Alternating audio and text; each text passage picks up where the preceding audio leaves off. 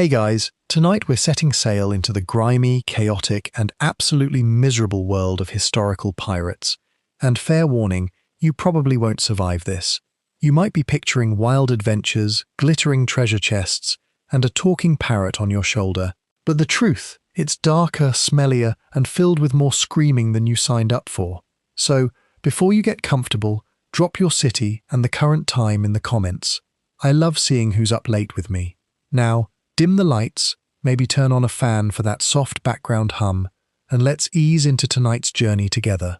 It starts with a mistake or bad luck or maybe just being in the wrong place when the wrong ship docks.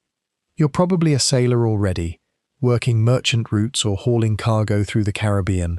Life isn't good, but at least you've got a rhythm. But then a shadow appears on the horizon.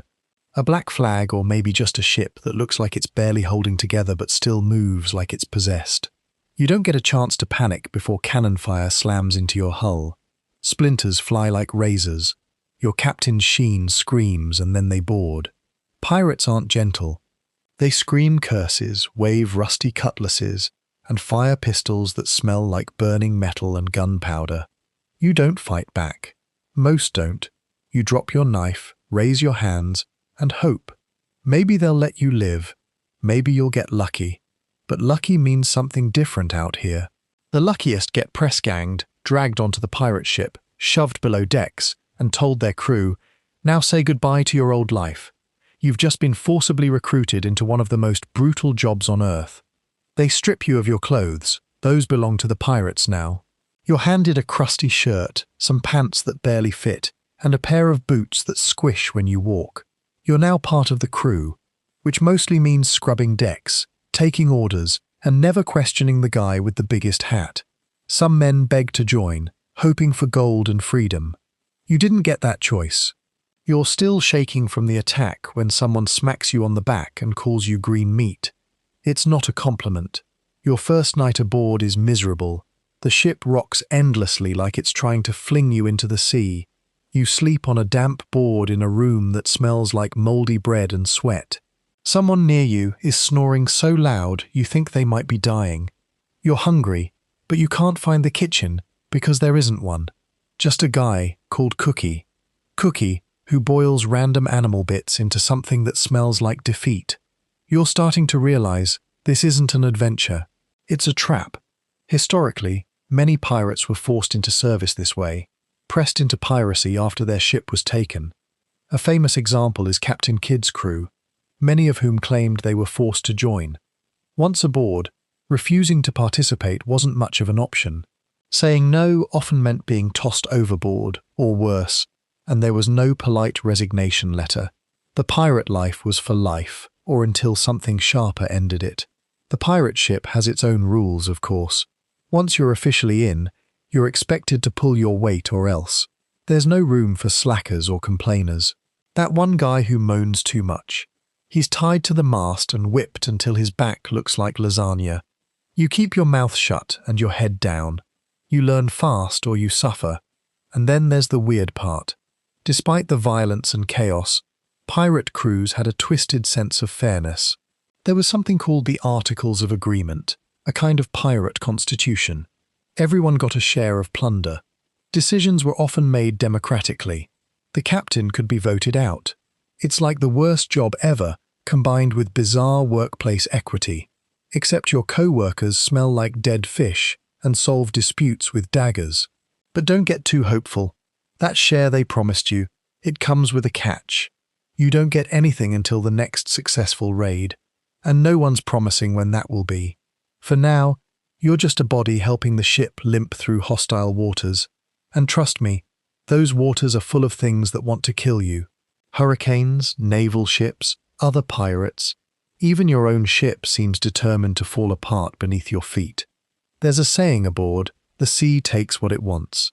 The guy who teaches it to you is missing 2 fingers and has a tooth that whistles when he talks. You ask what happened to his fingers. "Bad captain," he says, and leaves it at that. Not everything about pirate recruitment is completely agreed upon. Historians still debate just how common press-ganging was. Some believe most pirates joined voluntarily, driven by desperation, or enticed by the promise of freedom and loot.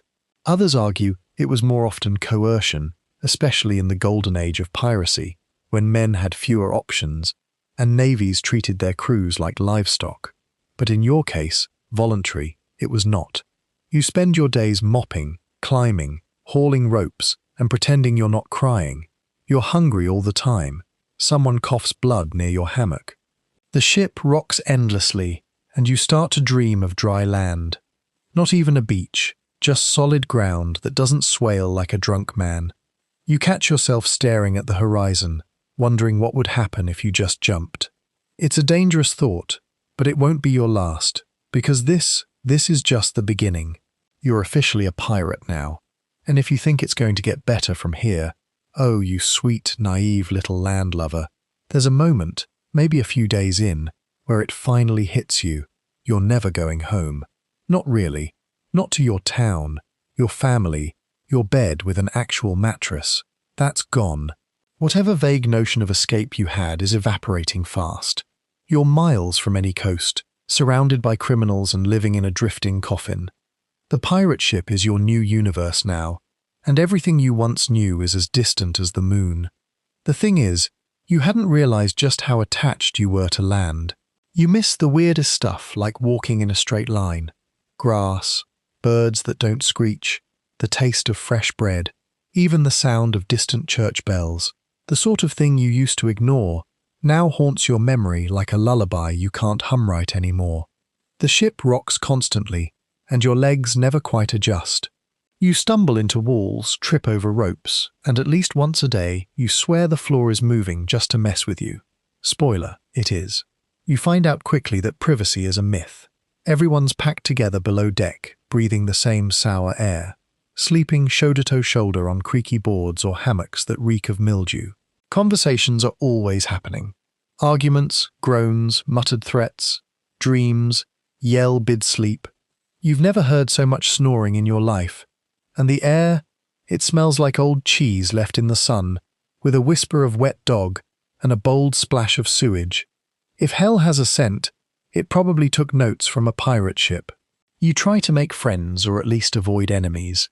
There's Peggy Joe, who lost his eye in a barb roll but insists it was a duel with a Spanish assassin. There's Knuckles, a hulking brute who collects other people's teeth. You don't ask why. And there's a guy called Whisper who's always smiling and never says a word. He creeps you out. But it turns out you're the weird one for not having a nickname yet. That'll come usually after something humiliating. Mealtimes are, let's call them formative. The ship's stores include salted meat that's more bone than flesh, hardtack biscuits with bugs baked in, and something that might have been pickled cabbage before it died. There's also rum. Lots of rum. Not to celebrate, but to numb. You learn fast that everyone drinks not for fun, but to cope. The rations are so foul you find yourself jealous of the rats. They look healthier than to most of the crew. Fresh water is rationed, and it tastes like rust and regret. Washing. Don't make everyone laugh. You're not bathing out here unless you count the occasional rainstorm. And even then, you have to fight 10 other guys for a decent soak. Your clothes haven't been dry since you got here. Your socks are a biological hazard.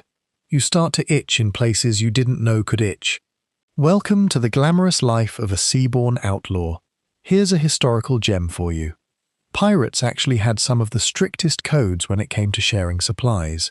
Despite their reputations, many crews kept careful inventory and were ferocious about rationing. Wasting water could get you flogged.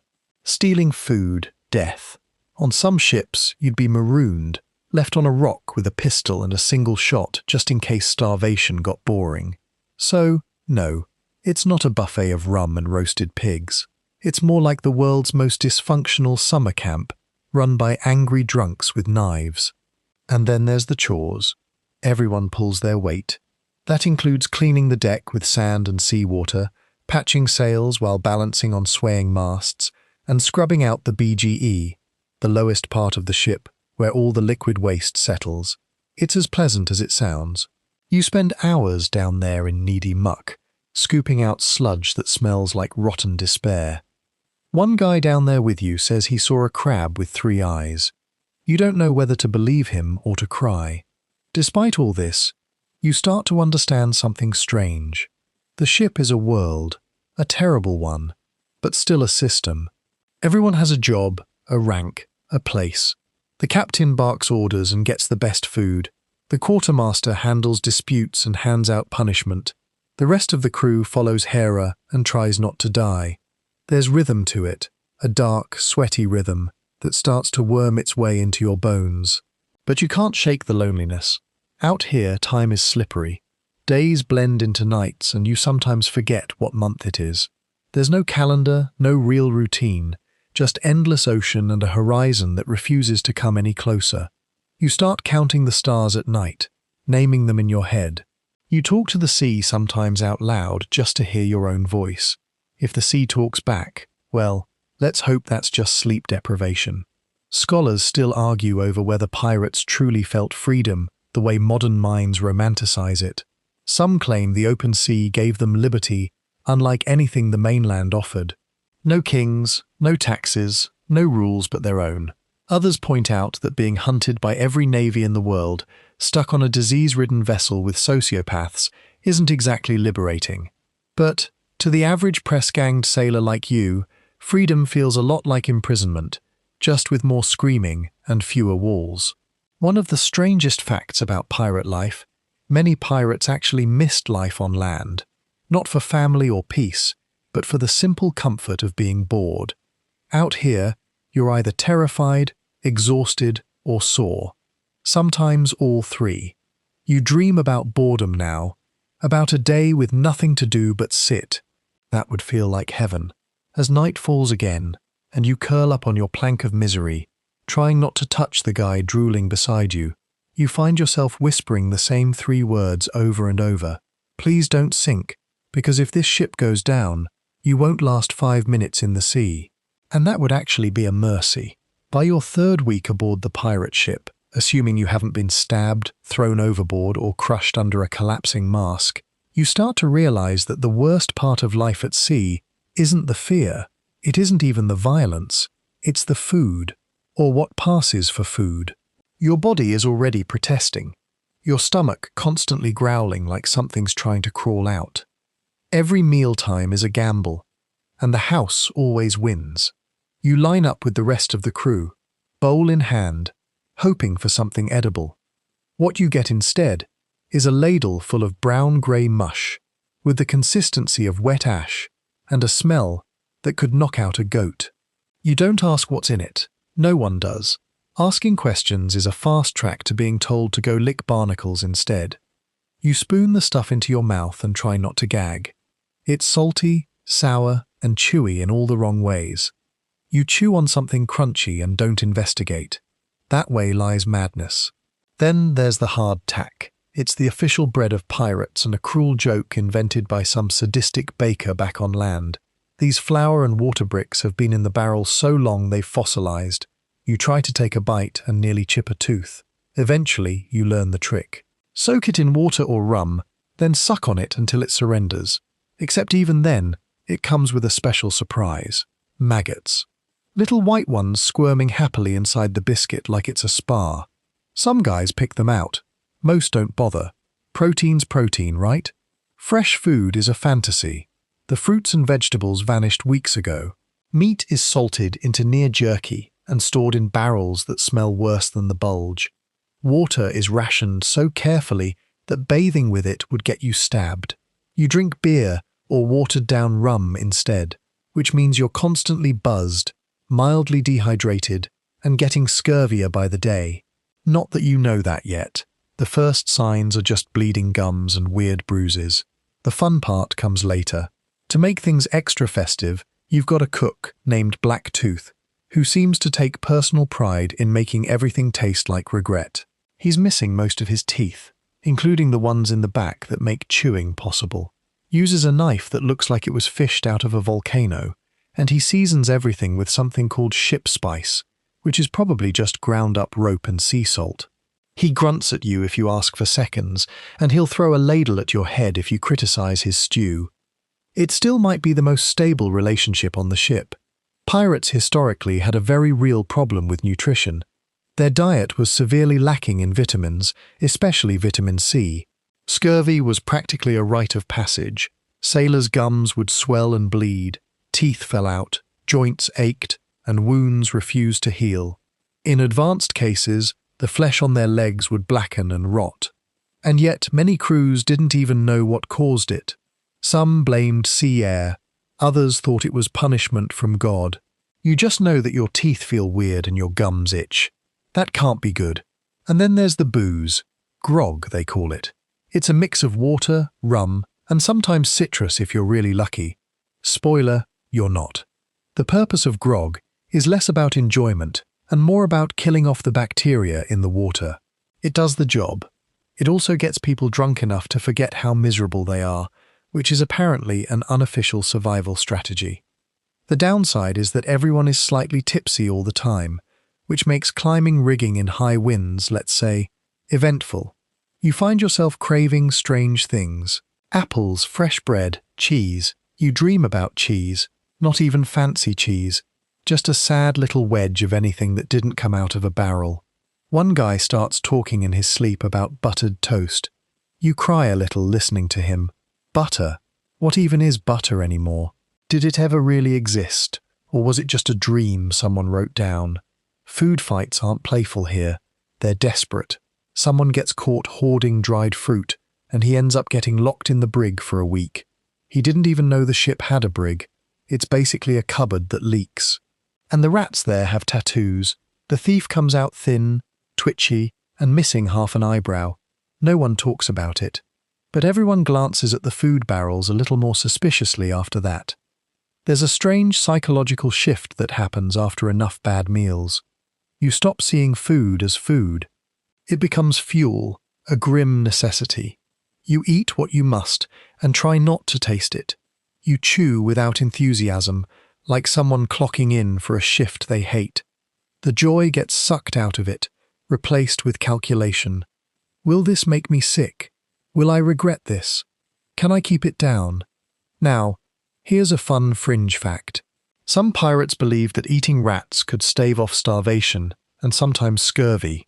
Rats, after all, ate anything, including spoiled fruit that still had traces of vitamin C. So, yes, eating a rat could technically be healthy. There are stories, possibly exaggerated, of crews chasing rats around the hold like it was sport. On really desperate voyages, they'd be considered a delicacy. You haven't seen anyone eat a rat yet, but you've definitely seen some people eyeing them a little too long. As if the food itself wasn't cruel enough, the preparation methods are also delightfully medieval. There's no stove, just a firebox set on bricks in the galley when it's safe enough to use fire at all. On stormy days, you're stuck with cold hardtack and sour beer. On good days, you might get boiled fish, but good luck finding the fish that doesn't taste like seawater and sadness. Scholars still argue about how much pirate crews actually suffered from malnutrition versus how much was exaggerated in sailor legends. Some accounts mention thriving crews full of healthy bronzed rogues as feasting on fresh seafood. Others describe them as skeletal wrecks with bloated limbs and sunken eyes. The truth probably lies somewhere in the middle, though right now you're definitely leaning towards skeletal wreck territory. And the irony, despite all this misery, pirates had it slightly better than Navy sailors. Royal Navy ships rationed even more tightly, and punishments were harsher. On a pirate ship you might starve, but at least you can complain about it without getting whipped. Not that it helps. Tonight, you lie awake in the dark, your stomach doing gymnastics, trying to recall what a pear tastes like. Was it sweet, juicy?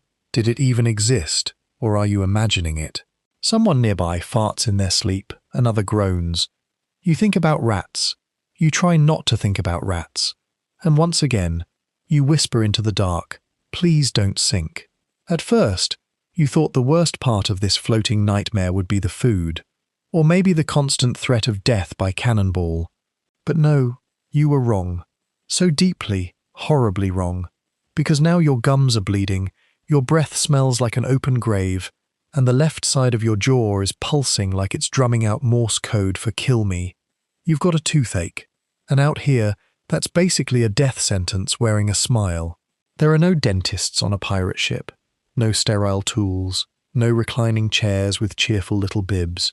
What you do have is a guy named Gristle, who once helped yank a myrrh out of someone's skull during a storm, using nothing but a rusted hook and a bottle of rum.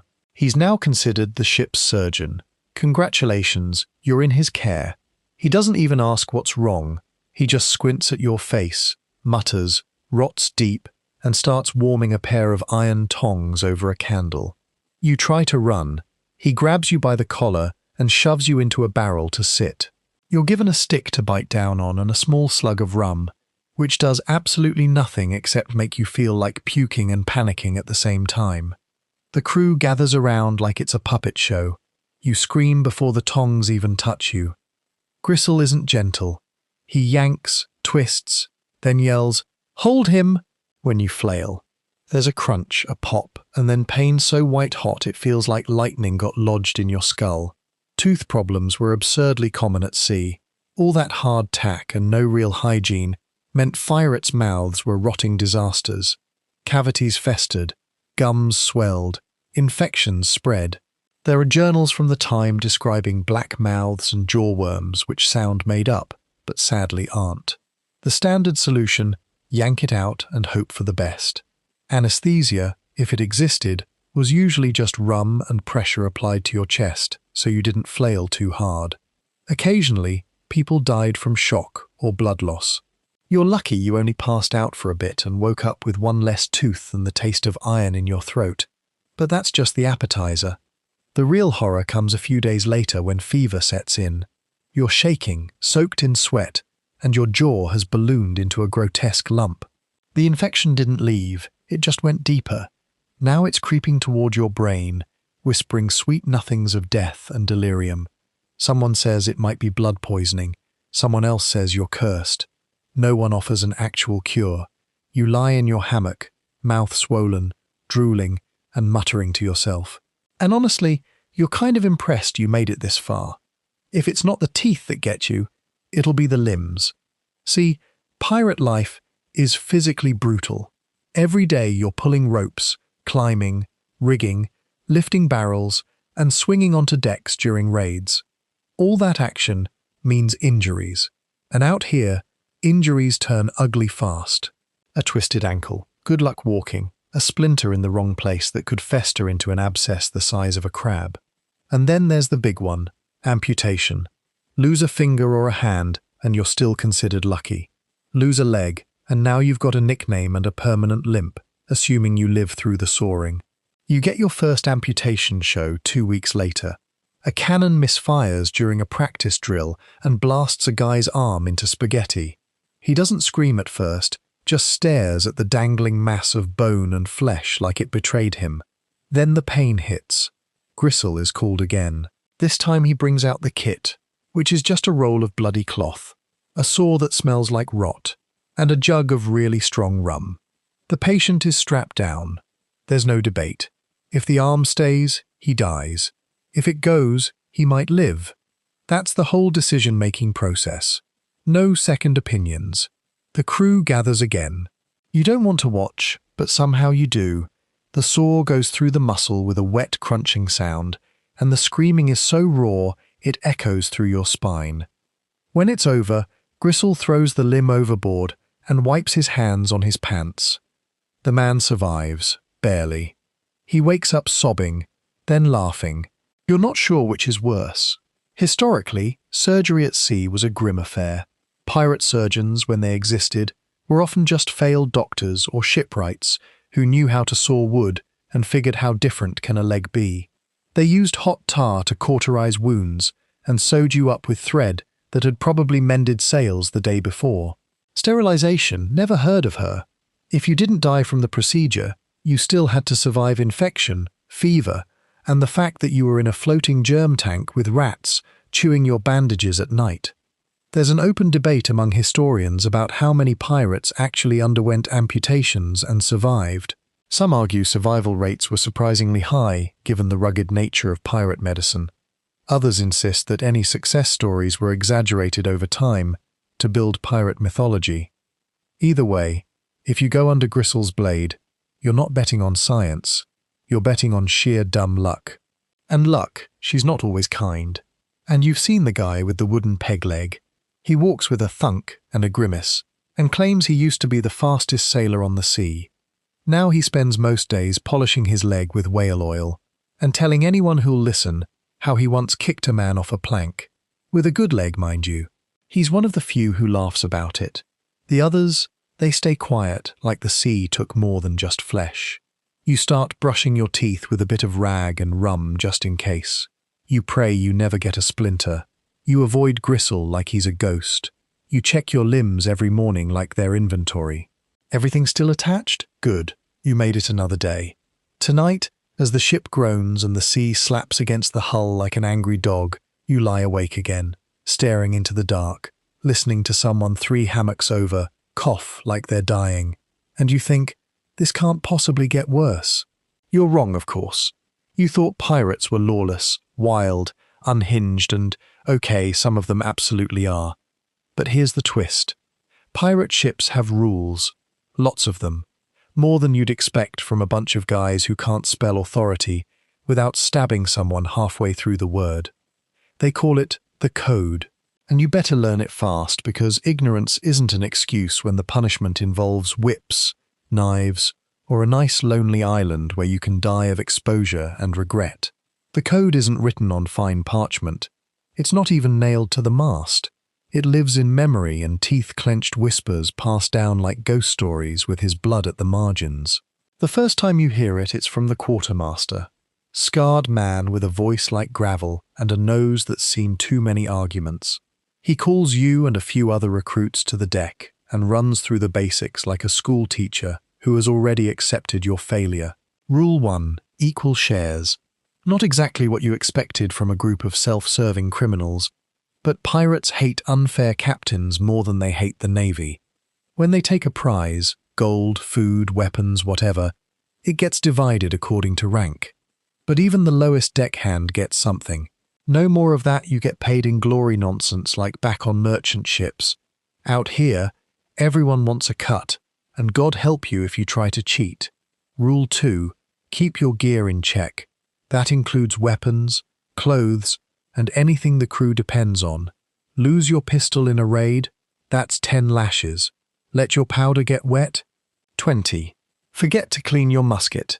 You might get tossed overboard just to think about it. The crew doesn't tolerate mistakes, because mistakes out here cost lives and loot. Rule 3. Fight fair among yourselves at least. Disputes are settled by duel or vote, depending on how much blood anyone's willing to spill. Some arguments get resolved with fists at dawn. Others involve knives, a circle of chanting drunk men, and someone walking away with fewer fingers than they started with. The important thing is that once it's done, it's done. Carrying a grudge longer than a few days is suspicious, and suspicious people get watched. Watched people get eliminated. The code goes on. Lights out at sunset unless it's a special occasion. No gambling during a storm. No smuggling personal treasure aboard. And definitely, absolutely no sneaking into someone else's hammock, romantic or otherwise. That last one is especially enforced, and the crew seems unusually passionate about it. You suspect someone had a very bad experience involving a love triangle and a cannon fuse. Now, here's the weird part. These rules, they kind of make sense. Pirate crews couldn't rely on the law, so they made their own. And unlike most naval officers, captains on pirate ships could be voted out. If the crew lost confidence, they held a vote and picked someone new. Usually the guy who looks scariest with his shirt off. It's rough, but weirdly democratic. Historically, this system wasn't fantasy. Real pirate codes like those of Bartholomew Roberts or Black Bart were shockingly detailed. They covered conduct, loot division, punishment, even what music could be played on board. Some codes banned gambling entirely. Others required everyone to keep their cutlasses sharp at all times.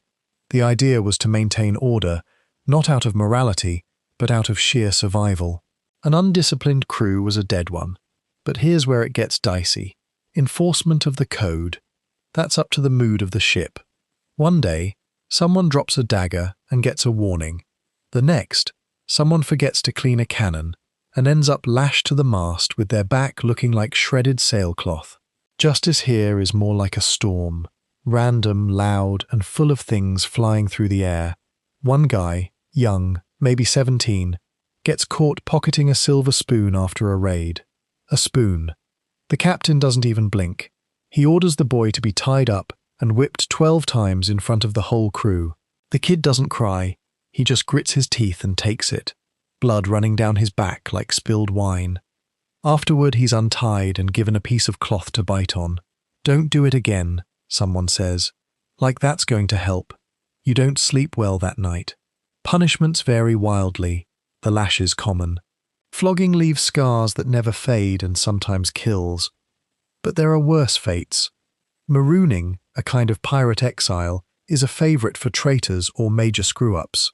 You get dropped on a deserted island with a pistol in a single shot. Not enough to survive, just enough to make your own ending.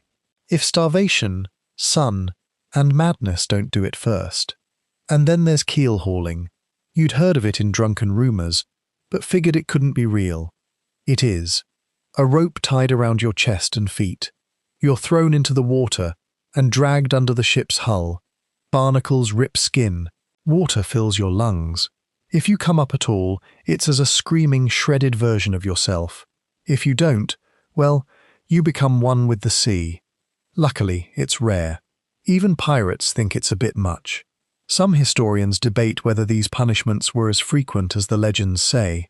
Heel hauling, for instance, might have been more of a naval thing than a pirate tradition, and marooning, while well documented, may have happened less often than the stories suggest.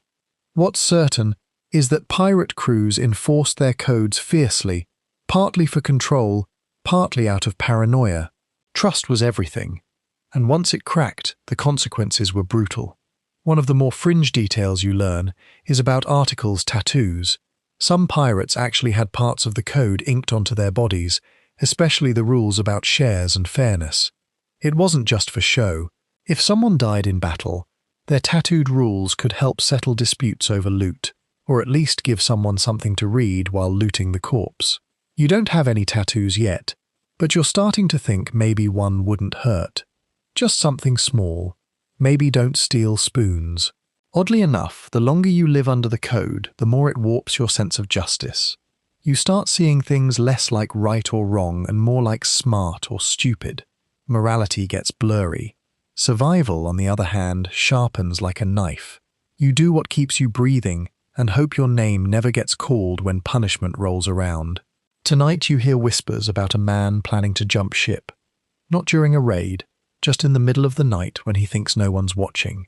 He's sick of the code, sick of the food, sick of the noise. You don't know if he'll do it, but you lie awake anyway, wondering what happens if he does. Would they chase him down? Would they shoot him as he swam? Or worse, would they let him go and pretend he never existed? Either way, you're starting to realize out here, freedom is just another word for following very specific rules or dying horribly. And tomorrow, there will be more rules to learn and more people failing to follow them. You wake up to screaming, not panicked, not terrified, more like two drunks laughing about whose turn it is to shovel filth out of the BGE. It's still dark, probably just before dawn, and the air below deck is thick with sweat, old grog, and the unmistakable sour tang of unwashed bodies. You roll over and nearly tumble straight into a puddle of what you hope is spilled rum. Another day in paradise. There's no privacy on a pirate ship. None. Everyone sleeps, eats, pukes, and argues in the same cramped space. The smell is biblical. It clings to your clothes, your skin, your hair. You wash in salt water when you can, but that doesn't do much beyond moving the filth around in new creative patterns. There's a reason pirates don't wear white. They'd look like mouldy cheese after a week. And your crewmates, oh, they're a delight. A full cast of misfits and sociopaths, each more disturbing than the last. There's Ratface Pete, who keeps dead seagulls in a crate for luck. There's Jack, who talks to his belt like it's a person. And there's old Brody, who once pulled out his own tooth with a hook and now keeps it on a string around his neck like a trophy. You avoid them when you can, but there's nowhere to hide on this floating coffin. Eventually, someone will corner you, and start rambling about sea monsters or how the moon is plotting against them. These aren't movie pirates. They don't sing sea shanties with perfect harmonies. They bicker. They cough blood and argue over dice games made up on the spot. Many of them are criminals who were too awful even for land. Murderers, deserters, and drunks who got kicked off other ships. And now they're your co-workers. Your very armed, very unstable co-workers. One night, you hear a thud in the dark. A fight over a missing knife. Someone ends up with a broken nose. The next morning, it's like nothing happened, except the blood's still on the floor, and one guy is now missing half an eyebrow. Conflict is constant. Fights break out over stolen rations, cheating at cards, someone snoring too loud. You learn to sleep with your boots on and your knife under your hammock. Not that it would help much. Historically, pirate crews were a mixed bag of humanity's worst impulses. You would get ex-Navy men, escaped slaves, failed farmers, and thieves from every continent. Ships like Blackbeard's Queen Anne's Revenge were said to be floating Tower of Babels with up to a dozen nationalities crammed into one rotting hull. Communication was mostly shouting and gestures with a bit of shared profanity thrown in. If someone didn't like you, they didn't bother with gossip. They just made sure you slipped on the wet deck during the next storm. Yet somehow, despite all the madness, the crew functions. They sail the ship. They prepare for raids. They haul supplies, load cannons, and keep the ship moving. It's not order, it's survival instinct. Everyone knows that if the crew collapses, the ship sinks. So, the rage and chaos get channeled into a strange sort of rhythm. You grow used to the screaming, the sudden bursts of violence, and the silent, grim camaraderie that follows. You may not like each other, but you all want to stay alive barely. Here's something extra weird. Some pirates actually preferred life at sea because of this chaos. They like that nobody asked about your past, that you could be a nobody one day and the guy leading a raid the next. If you were tough, ruthless, and loud, you earned respect, regardless of where you came from. There were even cases of black and indigenous pirates being treated as equals, at least more equally than on any land-bound society at the time. Not out of kindness, mind you, but practicality. Everyone pulls rope the same way when you're trying not to die. Still, there's a fringe belief among some sailors that the ship chooses who stays, that it eats the weak and keeps the wicked. A man who can't hold his liquor, who pukes at the sight of blood, who cries during storms. He's not long for this world. The sea wants hard men, or at least ones who can fake it, and some nights, lying in your damp hammock, listening to someone cough their lungs out across the room, you wonder which one you are. One day, you get paired with someone on deck duty, a guy called Elias. He's quiet, probably too smart for this life. He shows you how to tie a proper bowline and how to judge wind shifts by watching the sails flutter. He smells like old salt and bad choices, but he doesn't talk to his shoes or carry seagull bones, so you latch on. It's the closest thing to friendship you found here. Elias tells you stories about a ship that went mad and sailed in circles until the crew starved, about a ghostly vessel that sails only in moonlight and sinks anything it touches. You don't know if he's lying or just trying to scare you, but his voice is calm and low, and you don't mind listening. He tells you the only way to survive is to be useful and be invisible. Not too good, not too lazy, just there, a face no one remembers when the knife comes out. That night you dream of being thrown overboard, not during a storm, just casually, like someone taking out the trash. You wake up drenched in sweat, and you can't tell if the moisture came from the sea air or your own panic. There's an ongoing scholarly debate about how much internal violence actually occurred on pirate ships. Some argue that the chaos is overblown. Crews had to function after all. Others believe the tension was constant and explosive, only managed through the looming threat of violent reprisal. What's certain is that these weren't merry bands of freedom-loving rogues. They were volatile, desperate, and tightly wound. The kind of men who'd stab you for looking at their hammock too long. You've started counting the days, not because you think rescue is coming, but because you want to know how long you've lasted. It's your badge of honor now. Another day survived in this floating cage of screaming, coughing, and threats muttered through broken teeth. You've gone from hopeful to hardened, from passenger to prisoner to something else. And somewhere deep in your bones a question forms. You whisper it at night when you're sure no one can hear. Am I one of them now? You barely sleep anymore. Not because the ship is loud, though it is, or because your hammock smells like a goat died in it, though it does. It's the night watch. Everyone's got to take a turn, and your turn comes more often than you'd like. You learn pretty quickly that night on a pirate ship isn't peaceful or quiet.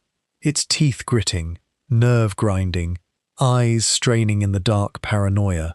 It's you and a flickering lantern surrounded by the kind of blackness that makes you doubt your own shape. You're posted near the off-deck with a musket that might fire if you beg it. The lantern beside you swings with the rhythm of the waves, casting warped shadows across the rigging. The ship cakes and groans, a symphony of wood protesting its own existence. And then there's the sea itself, lapping, slapping, whispering against the hull. Sometimes it sounds like laughter, sometimes it sounds like something breathing. You try not to think about that. Your job is simple. Look for ships and scream if you see one. That's it. Of course, you don't want to see anything because if you do, it usually means trouble. A navy cutter, a rival pirate ship, maybe a merchant vessel if you're lucky, and even that means cannon fire, blood, and chaos. Still watching nothing feels like madness after a few hours. You stare so hard into the dark that you start seeing things, lights that aren't there, shapes that vanish when you blink. One night, you're sure you see a sail, a ghostly flicker on the edge of the horizon. You call it out, heart hammering. The captain looks, nothing. You get mocked for the next 2 days. Sleep deprivation is part of the job. You doze in awkward bursts between shifts, waking up unsure what century it is. One day bleeds into the next, each one as grey and salt-streaked as the last. You start forgetting things, words, names, where you put your belt. Your muscles ache. Your eyelids twitch. You catch yourself talking to the mast like it's an old friend. You're not the only one. There's a guy called Henley who whispers to the sea at night, begging it to take him kindly. Another guy just stares at his hands, flexing them like he's not sure they're real anymore. Historically, pirate ships ran 24 hours a day, and the crew was split into watches. The night watch was grueling, not just for the physical strain, but the psychological toll. The dark was filled with threats, storms, reefs, surprise attacks, even supernatural fears. Pirates, like many seamen of the era, were deeply superstitious. Bad omens could be anything from a red sunrise to a bird landing on the mast. You learn these superstitions fast. You have to. The crew believes in them like gospel, and breaking one is a fast way to get yourself hated. Or worse. Case in point, one night a bird lands on the bowsprit. A black seabird slick with rain. It just sits there staring. No one wants to touch it. Bad luck, says Whisper, who never speaks except apparently to say that. The captain orders it shot, the bird exposed into feathers and blood. And for a moment, everyone relaxes. That is until the storm hits. A freak or a freak squall, lashing rain, howling wind, sails snapping like whips. You spend 6 hours soaked, frozen, clinging to ropes that could yank you into the abyss. No one says it, but you all think the same thing. The bird cursed us. You don't even question it anymore. Sleep deprivation takes a toll in strange ways. One night, you hallucinate. You see your childhood home, clear as day, floating just off the starboard side. You smell fresh bread, hear your mother calling your name, and you reach out and almost step off the ship. Someone yanks you back. No one says anything. Hallucinations aren't rare out here.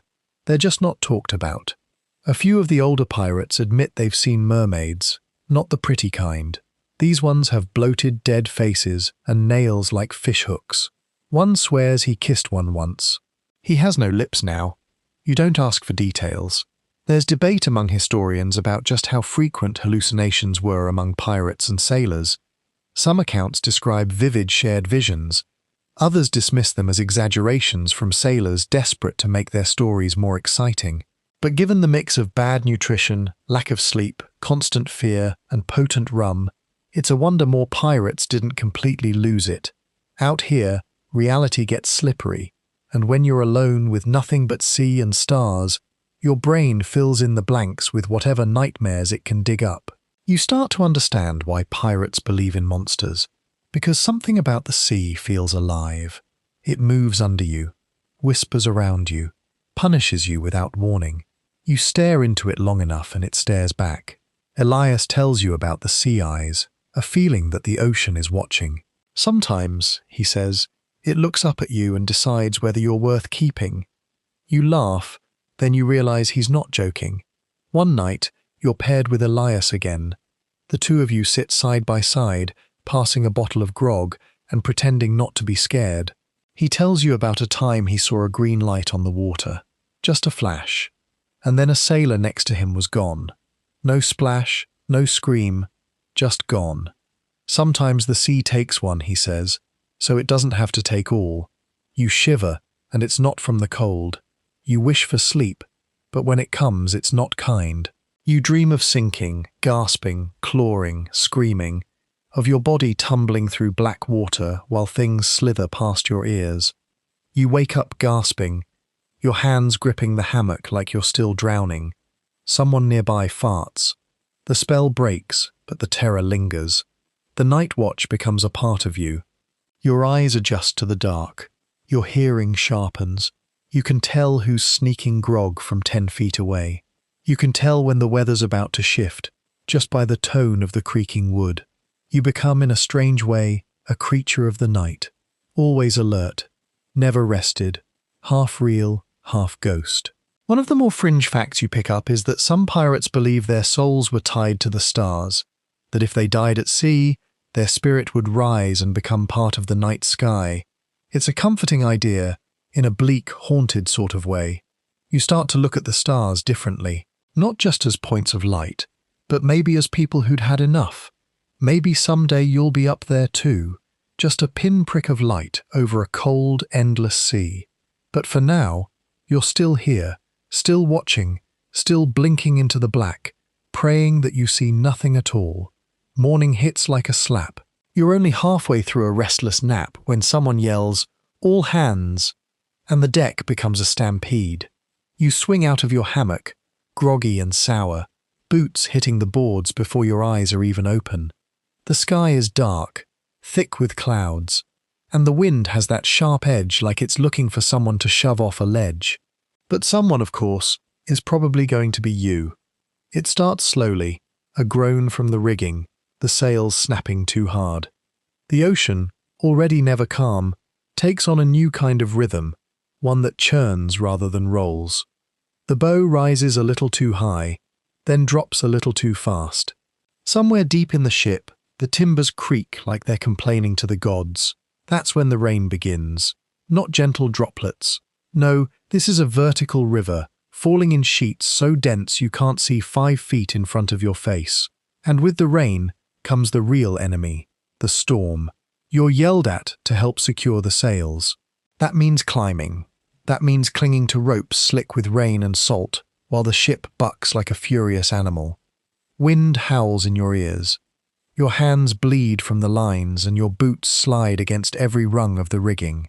The sea throws spray across the deck, like it's trying to scrub the crew away. Every wave slams the hull, shuttering the whole ship, making it groan in its bones. You lose track of time, could be 10 minutes or 2 hours. All you know is water shouting and terror. Lightning cracks across the sky, closer than you've ever seen, and for a second, the entire ship glows in harsh white light. You see every crewmate in full silhouette, soaked, desperate, clinging. Then darkness returns, worse than before. Thunder follows, deep and ragged like a monster breathing. And through it all, you hang on, fingers numb, eyes stinging, praying not even to survive, just to not fall yet. Storms at sea are the true crucible. Forget cannonballs and curses. This is the thing that tests whether you were built for this life. Historically, many pirate ships were lost, not to battle, but to storms. A bad school could splinter masts, rip sails, and roll a ship like it was made of paper. The Golden Age of Piracy wasn't just cutlasses and treasure maps. It was hurricane seasons and rogue waves. The Caribbean, especially, was notorious for sudden, violent tempests that sank vessels without warning. One guy near you slips. His scream is brief. He hits the deck hard, rolling, limbs bent in ways they shouldn't be. You think he's dead, but someone drags him below deck, shouting for the surgeon. You don't see him again that day. You don't ask. The storm gets worse. The captain barks orders that you barely hear. The quartermaster ties himself to the wheel. You see Elias shouting something, pointing, then vanish behind a curtain of water. For a moment, the deck is just you and the rain and the thunder. Then another wave hits and you almost fly backward. A rope lashes your arm and saves your life. You cling to it like it's a lifeline because it is. The water's rising now. The deck floods with every wave. Below deck it's worse. Dark, crowded, and half submerged. Barrels float like bobbing coffins. The BGE is overflowing. Men scramble to pump water out, but it's a losing battle. Someone starts throwing cargo overboard, trying to lighten the load. You toss 2 crates yourself, not even checking what's inside. Could be gold, could be biscuits, doesn't matter. It's dead weight now. Eventually, the storm begins to pull away slowly. Like a beast losing interest in its meal. The rain eases. The wind slackens. The waves settle from monstrous to merely miserable. The sky remains dark, but it's no longer trying to tear you in half. You collapse on the deck, coughing up salt water, soaked to the bone and shaking with exhaustion. You survived. You don't know how, but you did for now. But the damage is everywhere. The sails are torn, 2 masks cracked, 1 crewman dead, another missing. That last one, missing, is whispered like a curse. Not because they think he survived, no.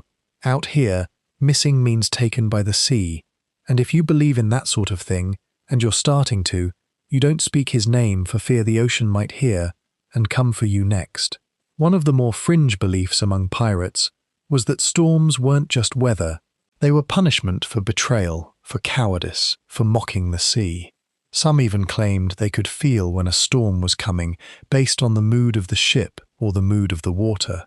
You're not sure what to believe, but it's hard to dismiss the feeling that the ocean has a mind of its own, a cruel, calculating one. Some historians say pirates were especially vulnerable to storms because their ships were lighter and faster, built for speed, not sturdiness. Others argue that pirates were skilled navigators and storm dodgers, masters of reading wind and wave. But either way, even the best ship couldn't always win against nature's wrath. Storms didn't discriminate. Rich, poor, pirate, navy, they took who they wanted. After the chaos comes the work, hours of repairs, climbing back up to patch sails, securing cracked beams, hauling drenched supplies back into storage. No one rests. Not really. You move like ghosts, drenched and grim, eyes hollow. The man who died is wrapped in canvas and weighted with stones. There's no ceremony, just a nod, a lift and a splash. The sea gets what it wants again. You finally sleep that night, if you can call it that. It's more like collapsing into unconsciousness, your body too drained to dream. You wake up hours later with your fingers still curled into fists, nails digging into your palms like you were still gripping the ship even in your sleep. And here's the kicker. No one thanks you. No one praises you for surviving, for climbing, for hauling, for not dying, because everyone else did the same or didn't. This is just another part of the job, another nightmare you don't get a medal for. Out here, surviving a storm doesn't make you special. It just means you're still useful. So, you stagger back to your duties with the rest of the half-drowned, half-broken crew. You eat something bland and terrible. You scrub the deck because there's always blood and grime to be cleaned. You refill the water casks. You try not to look at the empty hammocks. And as the wind picks up again, and the horizon starts to ripple in that particular way, you catch yourself whispering a new kind of prayer. Not today. Not again, please. Not again. You don't really notice it at first. Your nose adjusts so fast you almost forget what clean air ever felt like. But then the ship docks near a port just briefly, and someone opens a cask of actual oranges, and suddenly your whole body remembers what normal smells like. The citrus stabs you in the face like a memory, and that's when it hits you. You stink. Everyone stinks. The ship stinks.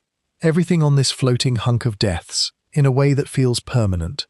It's not just the sweat, or the mildew, or the fact that no one's bathed in weeks, except during rainstorms, when they strip off their shirts and laugh like madmen. It's deeper than that. The ship smells like 1,000 sins baking in the sun. Rancid, fat, unwashed bodies, rotting food, stale grog, dried blood, and something sweetly sour that you can't identify, and definitely don't want to. Every surface is sticky, every fabric greasy. You touch a rope, and your hand comes away smelling like salt and dead dreams. Below deck, the air is unbreathable. You have to duck your head, stoop like you're walking into a crypt, and squeeze between hammocks, swaying like meat in a butcher shop. It's hot even when it's cold, damp even when it's dry outside. You learn not to breathe through your nose. That's a rookie mistake. You breathe through your mouth, shallow and careful, and you pretend you're not inhaling 50 other people's exhalations. People try to help themselves barely. Some chew clothes if they can steal them. Others wipe their pits with rags soaked in vinegar, which honestly smells worse than sweat. There's one guy, bless him, who found a crushed flower petal on short sleeve and now tucks it behind his ear like he's some kind of perfume merchant. He still smells like a corpse marinated in rum. But hey, points for effort. You've stopped noticing your own stench. That's the worst part.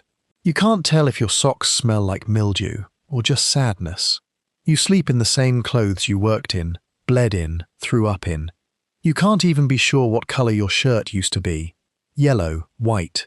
It's grey now, stained with everything the sea has to offer. Your boots are permanently damp. You don't even want to think about what's growing in them. One day, the ship passes close to another vessel, and you actually hear someone on the other deck gag. "By God, what is that?" they yell, covering their face with a kerchief. Your crew laughs. It's a badge of honor to them. You start to feel like your skin has become part of the ship, that maybe the stench isn't just on you, it's in you, like the ship's infected you cell by cell. Historically, ships were hygiene disasters. Fresh water was limited, soap was rare, and sanitation didn't exist. Pirates sometimes did better than Navy sailors, if only because they spent more time ashore and were less bound by strict routines. But that didn't stop the spread of lice, fleas, and disease. Your body is a war zone now. You itch constantly. You've scratched your leg raw more than once. One guy found a worm in his sock, not a leech, a worm. You pray it never happens to you. You haven't properly defecated in private since your first day aboard. The toilet, if you can call it that, is a plank extended off the back of the ship with a rope to hold on to. You crawl out there, praying the ship doesn't jolt, pants around your ankles, wind howling, sea beneath you like a giant mouth. It's terrifying. One wrong move, and you're food for sharks. Sometimes you hold it for days just to avoid the trip. That, of course, leads to its own horrors. Constipation, gut pain, gas that makes everyone around you threaten murder. One crewmate, Jory, brags he once spent 5 minutes on the plank in a hurricane. Says it was spiritual. You suspect he's got brain damage. And the smell isn't just bad, it's dangerous. Infection fester in damp wounds. Mold grows in clothes that never dry. Rats thrive below deck, feeding on crumbs and anything soft. Someone swears they saw a rat crawl into a hammock and nibble on a sleeping man's ear. He woke up, apparently, and tried to chew the rat back. You can't verify that story, but nothing would surprise you at this point. Fringe fact for you. There are recorded tales of ships being so rank that ports refused them entry.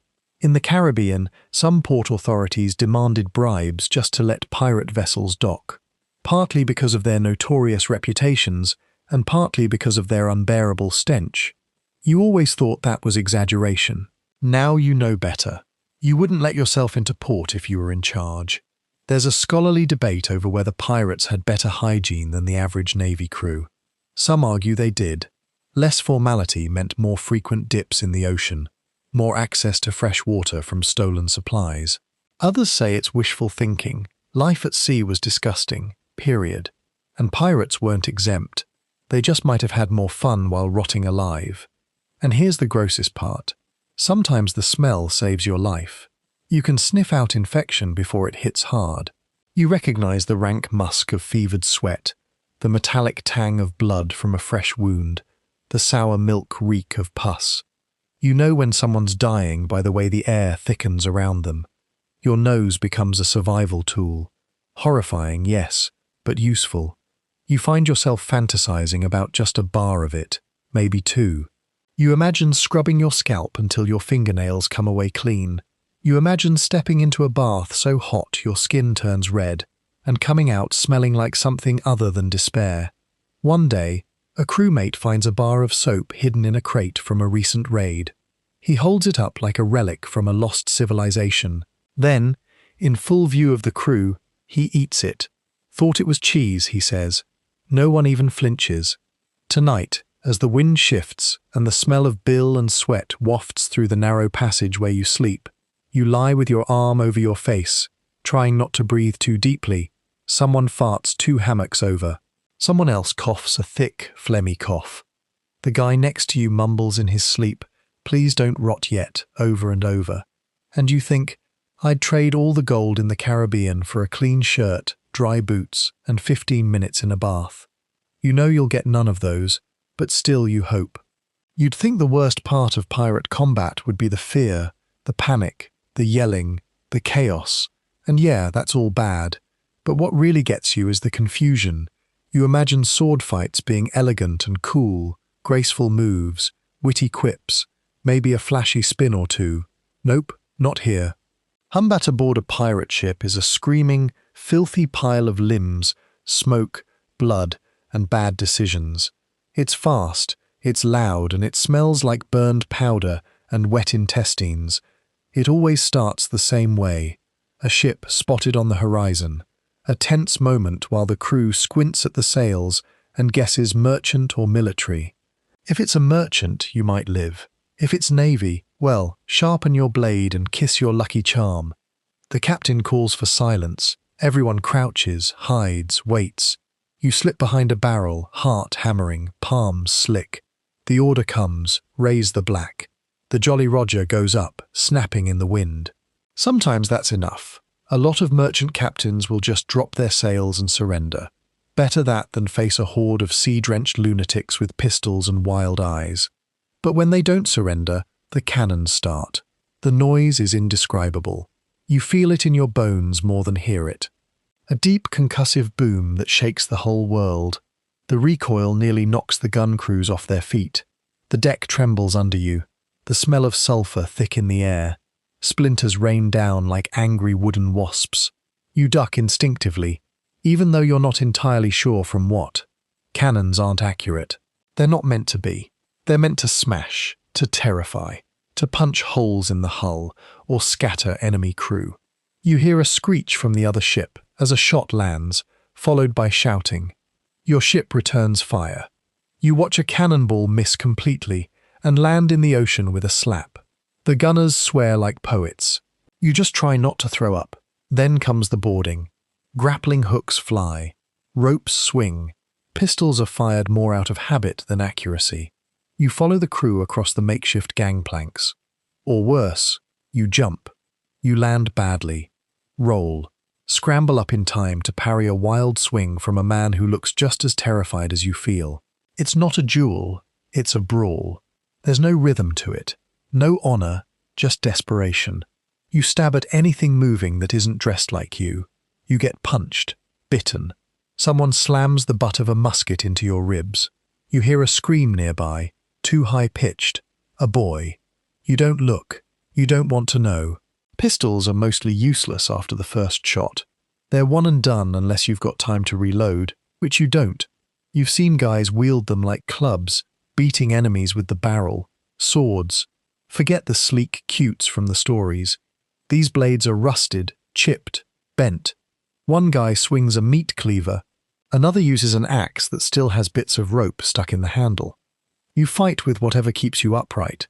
At one point, you slip in something, definitely not water, and fall onto the deck. A man lunges at you. You roll. Your blade finds his gut. He gasps. You don't look back. You can't. If you stop to think, you stop to die. Historically, naval combat during the Golden Age of Piracy was brutal and short. Most battles lasted less than an hour. Ships didn't want to destroy their prize.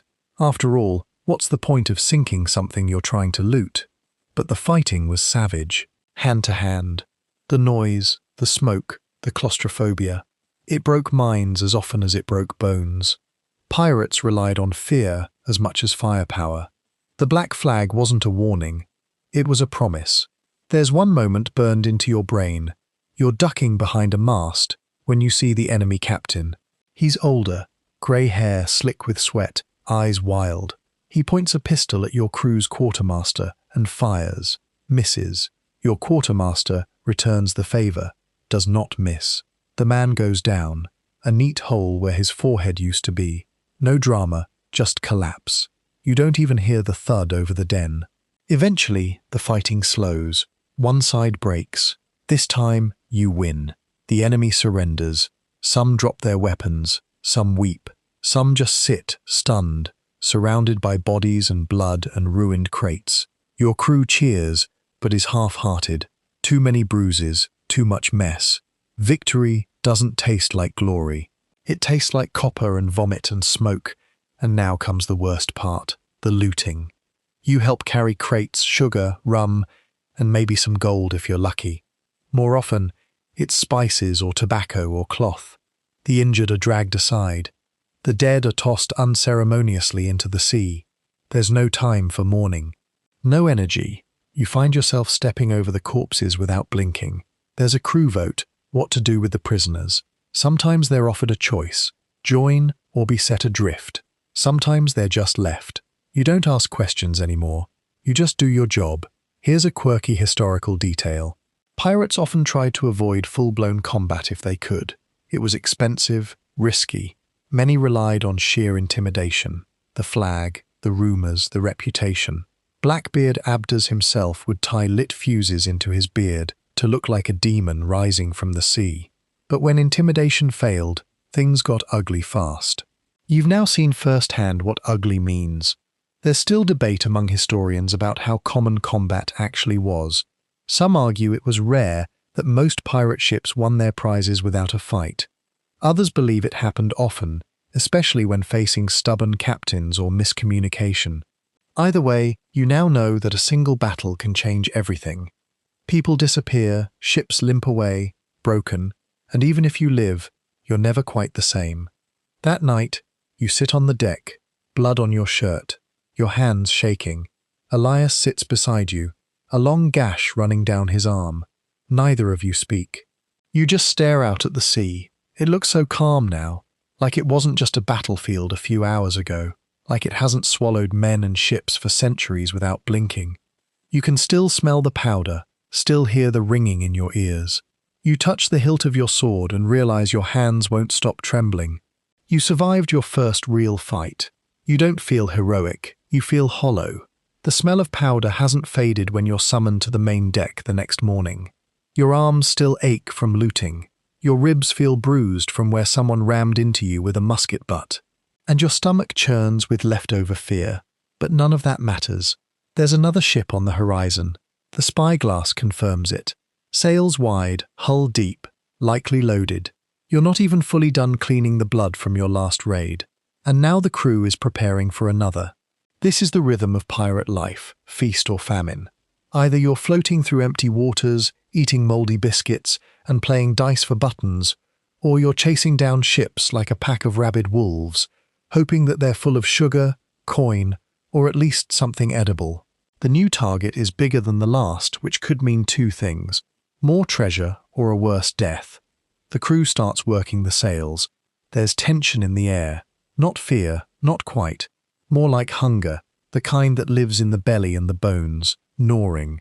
Pirates don't raid for fun. Not really. They do it because it's how they eat, how they stay afloat, how they avoid becoming the ones being plundered. You're caught up in it now. You've stopped thinking of yourself as a hostage.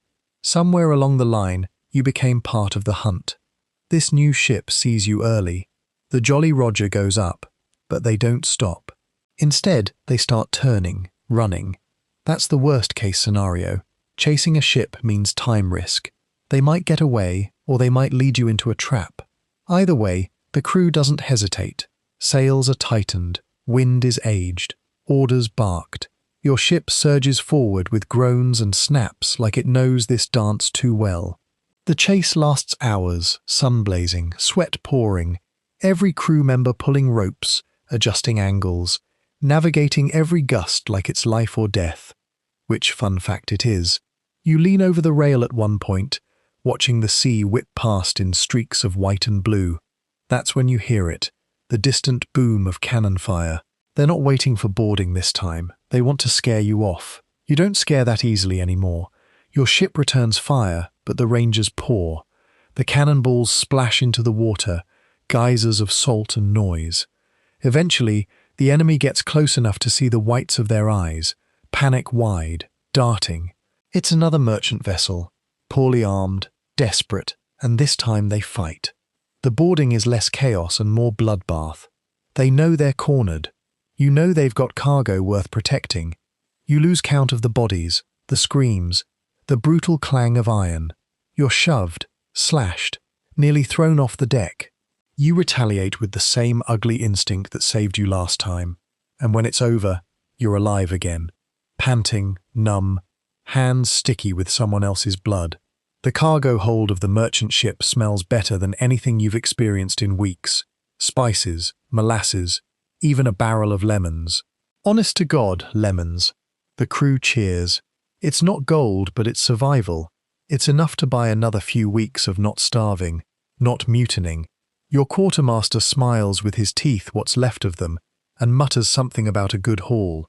Finally, you're too exhausted to smile back. Here's where it gets complicated. After a battle like this, the loot gets divided. Shares are calculated. The code followed. The captain gets a double portion. So does the quartermaster. Specialists like the gunner, the carpenter, the surgeon get slightly more than regular deck hands. And you get your first official cut. It's not much. A few coins, a flask of rum, half a tin of cinnamon, but it's yours. And you realize that for the first time, you've earned something. Not through labor, not through accident, but through violence. Historically, the promise of shares was one of piracy's most attractive perks. Unlike Navy ships where you might work for years without pay, pirates split the spoils after every successful raid. It was risky, sure, but for many, especially the poor, desperates, or enslaved, it offered a taste of control. Even if that control came with a saber and the constant threat of death, you learn in the days that follow that the spoils of a raid are only part of the reward. There's also status. Survive enough fights and people nod when you pass. They stop calling you new meat. They invite you to sit in the shade instead of making you swap the deck twice. Elias claps your shoulder and calls you a proper dog of the sea. You don't correct him, but the flip side of success, complacency. The ship grows fat with loot. The crew grows loud with drink. Fights break out over stupid things. Whose hammock is whose? Who stole whose dried figs? You spot one man threatening another over a spoon. A spoon. The energy shifts from grateful to greedy. And you start hearing whispers, not about enemies but about each other. You catch wind of a plot. Maybe not serious, but loud enough to reach the captain's ears.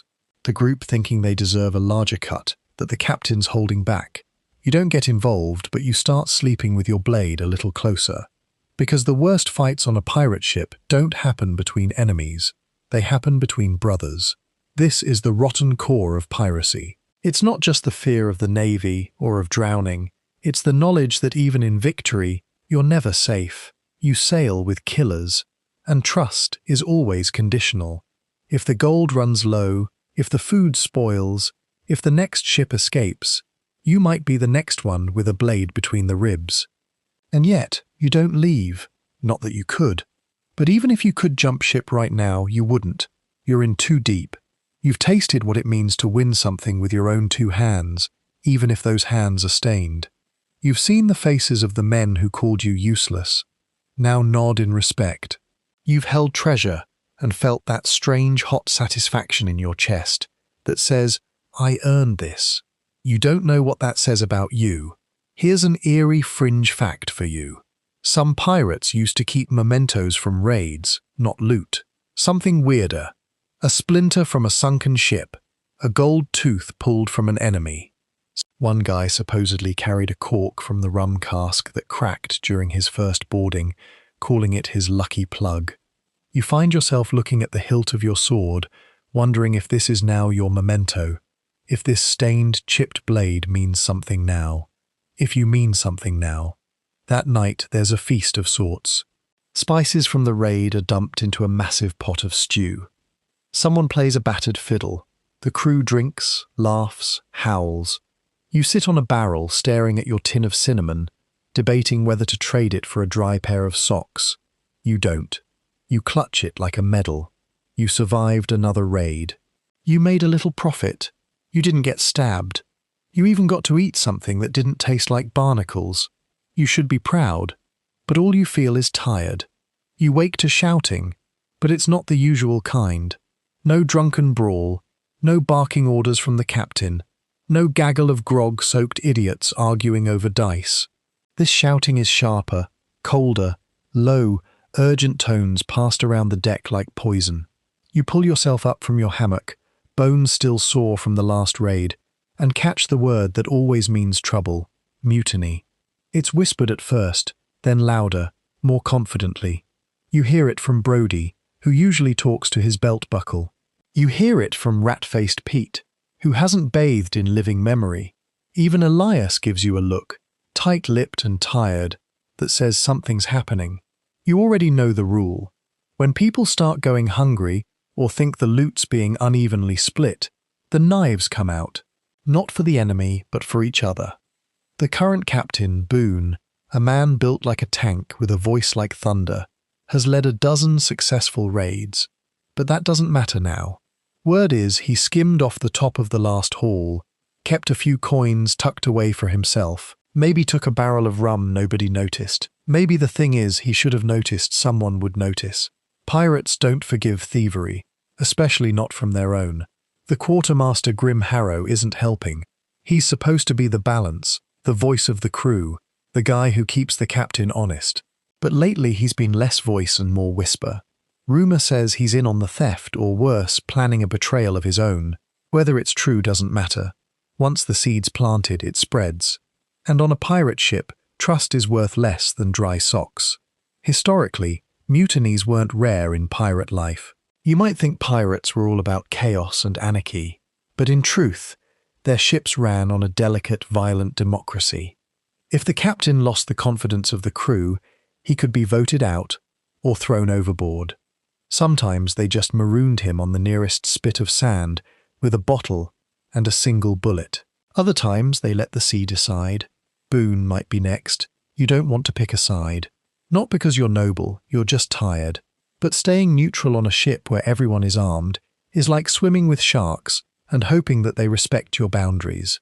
So you listen, you watch. You fake interest in every conversation. You nod when someone complains about the captain, but you don't agree. You laugh when someone jokes about accidental drownings, but not too hard. You keep your hands clean, or at least clean enough. One night, you're summoned to a quiet meeting below deck. A group of 10, maybe 15, gathered near the powder room. Elias is there. So is Jack, sharpening a blade while smiling at the floor. A man named Crimp does most of the talking. Says the captain's lost his edge. Says it's time for new blood. Says the next ship you take could be yours if you just back the right crew. You stay quiet. Crimp looks at you waiting. You nod. You lie. It's safer that way. The air changes. The next day, everyone moves a little faster, grips their blades a little tighter. The captain barks in order, and no one jumps to follow. His eyes narrow. He knows. They always know. You wonder if he'll strike first. History's full of captains who got wind of mutiny and cracked down early. Hard blood on the deck, public beatings, executions without trial. Well, Sometimes it works, sometimes that it just pushes the crew to snap faster. But Boone, he does something unexpected. He calls a meeting. The whole crew gathers on deck. The sun is high, the air thick with tension and sweat. Boone steps up to the helm. He doesn't raise his voice, he doesn't threaten, he just speaks. He reminds the crew of their victories, of the treasure in the hold, of the Navy ships you've outrun. He admits mistakes, too much rum taken, maybe a few coins gone missing. He swears it wasn't for greed, just poor judgment. He says you'll vote, no punishments, no blood. It's so calm, so unpirate that no one knows what to do. You vote. A scrap of cloth tossed into a barrel, black for keeping Boone, red for replacing him. You choose black, not because you like him, because you hate Crimp more. When the votes are counted, Boone wins barely. Grim Harris smirks like he already knew. Crimp? He says nothing, just nods and walks away. But the next morning, Crimp's gone, disappeared. No note, no witnesses, no splash in the night, just gone. Some say he jumped. Others say Boone had him disappear. Elias doesn't say anything, just cleans his blade a little more thoroughly than usual. And so things return to normal. Oh well, more. But now every smile feels sharp. Every laugh has an edge. The crew is quieter, more watchful. The code still stands, but you've seen its limits. Democracy works here, but only until someone gets nervous or ambitious or bored. And you're learning fast that survival isn't about strength or speed. It's about knowing when to speak and when to vanish. There's an old superstition among pirates that you hear whispered now and then. Don't sleep near the ladder. It means you don't want to be the first one grabbed if someone needs a scapegoat in the night. You move your hammock the next evening just in case. There's scholarly debate over how often pirate captains were deposed. Some claim it was rare. Most captains were too feared or respected to be challenged. Others point to accounts like those of Charles Vane, ousted by his own men for being reckless, or Edward England voted out for being too kind. The truth likely depends on the mood of the crew, the size of the loot, and the wind on a given Tuesday. As for you survived the mutiny that wasn't, but it leaves a mark. You've seen the cracks in the ship's foundation. You've heard the hunger behind friendly voices. You know now that the scariest enemy isn't the Navy or a storm. It's the man who stands beside you smiling while he counts how many steps it would take to throw you overboard. There's a saying on the ship now, half joke, half threat. You ain't a real pirate till you see till your teeth fall out. You hear it the first time when someone spits blood into a barrel, his gums looking like chewed velvet. The man grins, grimaces, and someone nearby mutters, "Ah, the scurvy's got him." Everyone laughs, but it's that brittle, tight kind of laugh that people used at when they're trying not to imagine the same thing happening to them. You've stopped laughing at anything related to disease. Scurvy doesn't come on like a thunderclap. It creeps. First you bruise easy, then your joints ache. Then your gums swell and your breath could drop a man at 5 paces. When your teeth start to wiggle, really wiggle, it's like your whole face is trying to fall off. You can't eat right. You can't sleep without biting your tongue. You mumble when you speak, because everything inside your mouth feels like it's about to melt. You've seen men try to tie their loose teeth back in with string. You've seen men pull them out with their bare fingers. You do not want to join that club. The worst part, you know exactly why this is happening. Everyone does. You haven't seen a fruit since the lemon barrel ran out 2 raids ago. That tiny burst of citrus was heaven, pure acidic salvation. But it was gone in a week and you're back to sucking salt and crunching biscuit beetles. The cook tried to pass off mouldy onions as a cure, but one guy almost choked to death when it squirted in his mouth like a rotted jellyfish. That was the last time anyone trusted the onion cure. Historically, scurvy was the bane of long voyages, especially in the age before vitamin C had a name. Pirates knew the signs: swollen gums, weakness, bleeding from places that shouldn't bleed. But they didn't always know the cure. Some guessed right with citrus or pickled vegetables. Others just hoped they'd raid a port before their bodies gave out. You're hoping someone finds a single blessed lime in a barrel of fish hooks. And then there's smallpox, Or maybe it's the pox. Nobody's sure. One guy starts showing spots, then another, then another. Red bumps, fevers, shaking fits that make them gnash their teeth until the teeth snap off. They get isolated below deck behind a row of barrels near the cargo hold. Someone sets up a ragged curtain like that's going to fool the pox. The air down there starts to stink in a way even you haven't smelled before. And you've smelled things that would make a vulture cry. One by one, the six stop moving. They get quiet. No screaming, no twitching, just still. Then, after a few hours or maybe a day, their bodies are lifted in silence and slid off the plank with a single splash. No prayers, no coins over the eyes, just water. It hits you suddenly that there is no such thing as dying peacefully on a pirate ship. Every death is either loud and awful or quiet and suspicious.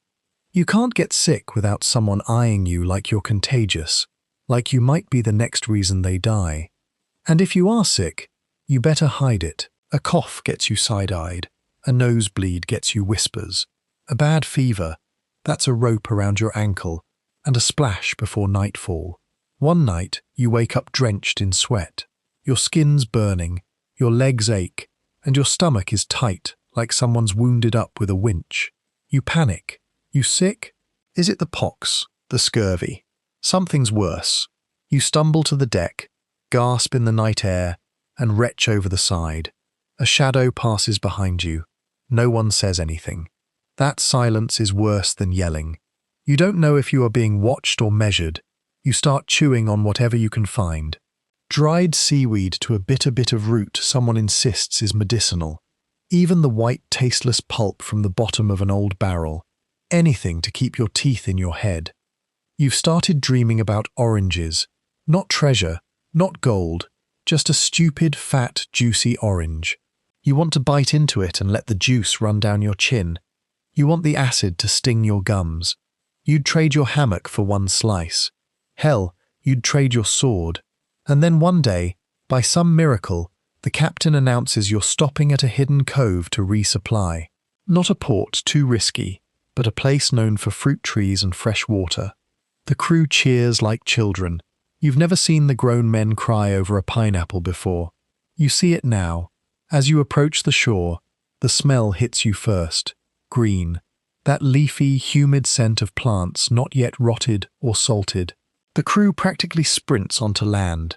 You're one of the first off. You run, literally run, into the trees, part of the ferns, until you find a scraggly bush with something vaguely round growing on it. You tear one off. It might be a lime. It might be a mouldy potato. You don't care. You bite into it and weep. Actual, honest weeping. The juice burns your gums and tastes like a miracle. You pick a dozen more and shove them into your shirt. Others do the same, hooting like madmen, drunk on vitamin C and freedom. Of course, not everyone's lucky. By the time the ship leaves the cove, 2 more men have been buried. One from fever, one from a cup that turned black. The sea gives and the sea takes. But you're alive. Your teeth are still in your mouth. Barely it.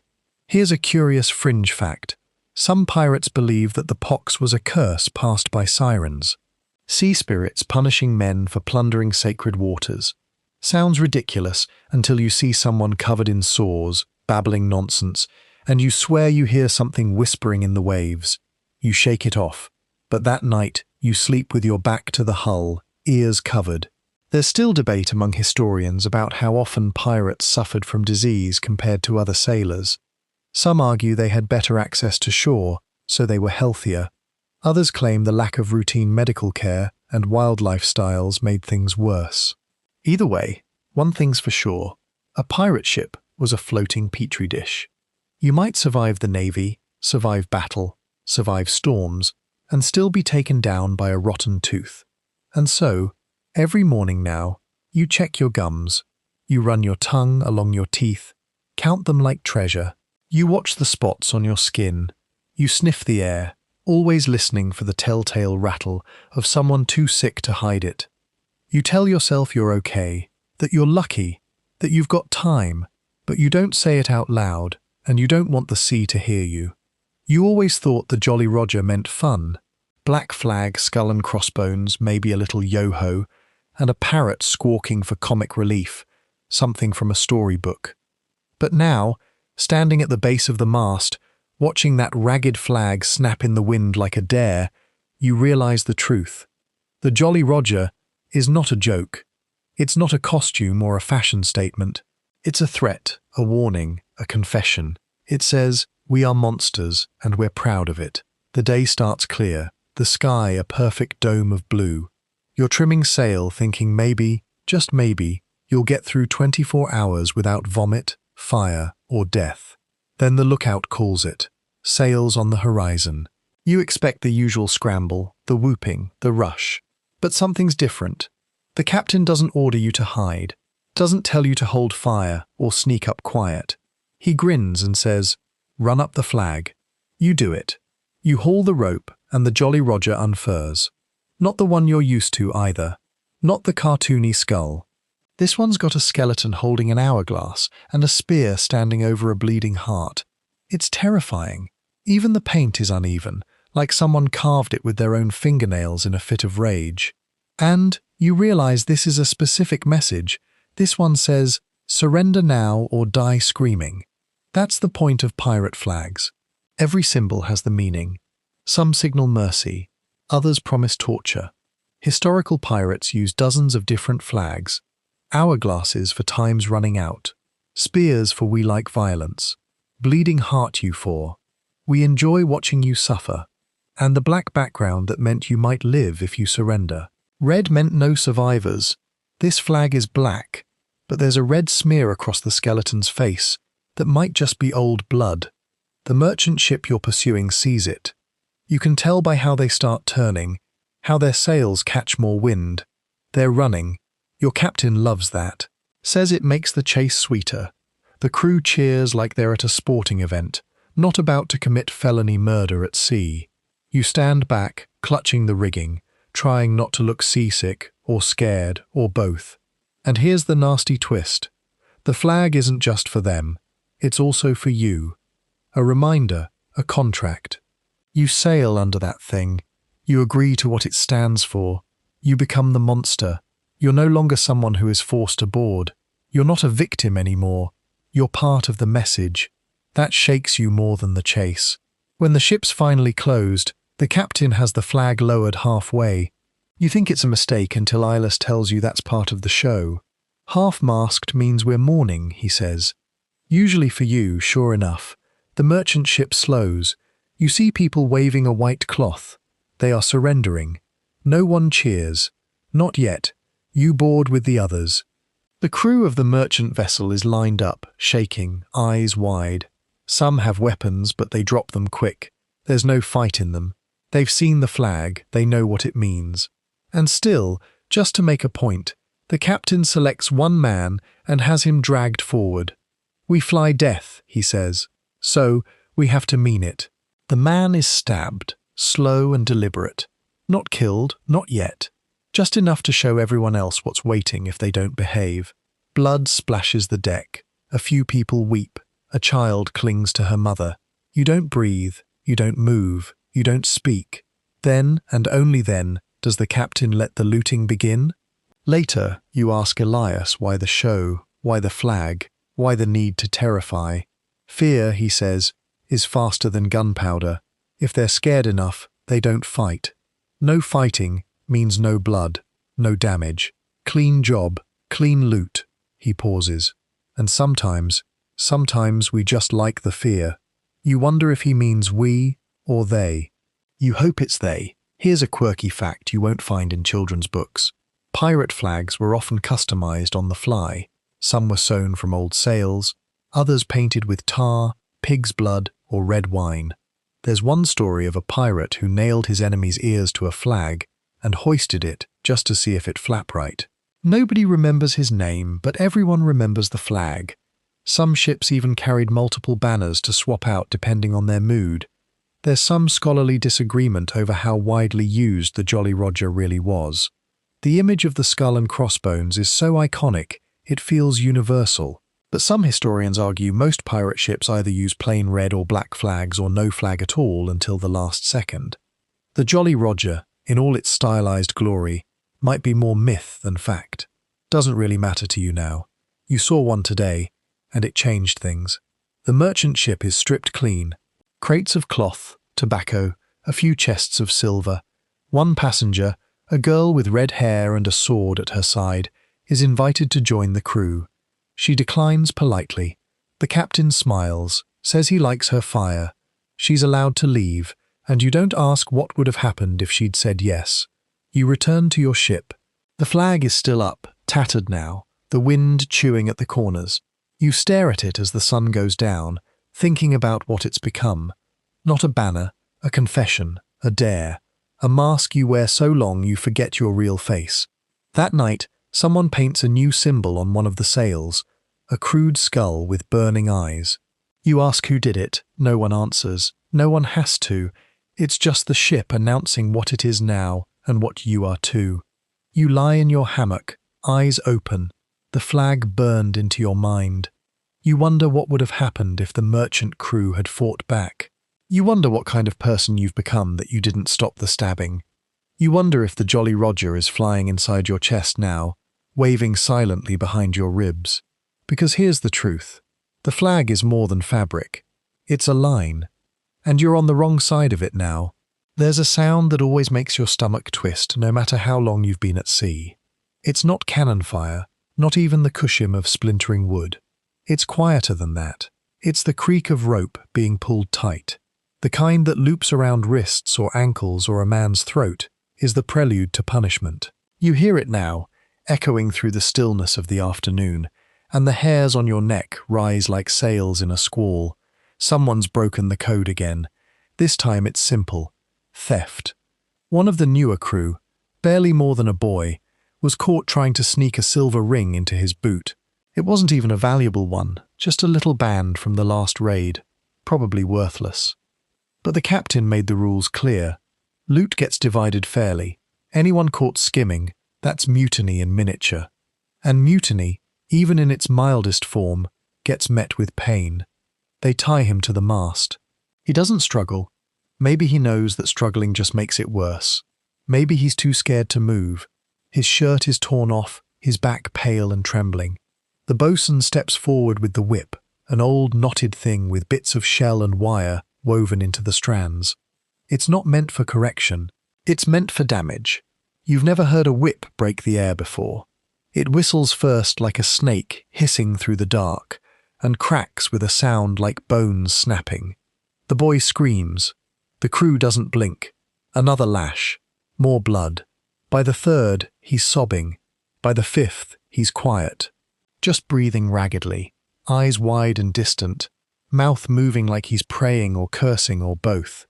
You turn away, not because you're noble, because if you watch too long, someone might think you enjoyed it, and that's worse. On a pirate ship, too much sympathy is weakness. Too much interest is sadism. The safest thing is detachment. So, you walk to the rail and stare out at the sea, pretending the salt wind stings your eyes. Pirates were brutal, but they weren't lawless. They had systems. Punishment wasn't chaos, it was ritual. Whipping, maroonings, beatings, even executions, all followed an unspoken code. You broke the rules, you paid, and it didn't matter if you were new or seasoned. The punishment was often public, a lesson to everyone else, not just to scare, but to remind. A pirate crew couldn't afford freeloaders or liars. One loose thread, and the whole ship unravelled. There's talk sometimes of a man named Holtz. No one knows if he's real, who supposedly tried to poison the captain for a bigger share. They say he was tied to the bowsprit, spread-eagled like a scarecrow, and left there through a storm, lashed by rain and wind, until his skin peeled like burnt parchment. When he finally died, they cut him down, not for burial, but to toss him to the sharks. Elias says that part's true. He claims he saw the sharks waiting under the hull. Some punishments are creative. The guy once drank too much grog, pissed in the water barrel, and got caught. He didn't get flogged. He got silence. No one spoke to him for 3 days. No one handed him food or water. No one acknowledged his existence. Bob. On the fourth day, he cracked, stood on the rail, and started yelling nonsense. The captain called him back down. He refused. Then he jumped. The sea took him quietly. There's a fringe tale you hear one night during a game of dice, half whispered between curses. A ship out of Nassau once punished thieves by sewing them into sailcloth and dragging them behind the boat. Not long, just enough to scrape the skin off. They called it the ghost tow. Supposedly, if you survived, they let you stay. You had to live with your skin half gone, but you got to live. That was the reward. Some historians argue that these punishments weren't as common as legends make them sound. They claim that pirate crews relied more on social pressure, voting, and practical consequences like docking shares or demotion. But those are historians sitting at desks, dry and safe. You've seen what happens when someone breaks the code out here. The lash is real, the bruises don't lie. Fear is a faster teacher than fairness. After the flogging, the boy is cut down. He collapses onto the deck, twitching. Someone hands him a dirty rag to bite. No one helps him up. He has to crawl below on his own. Whether he stays or jumps ship at the next port, no one knows.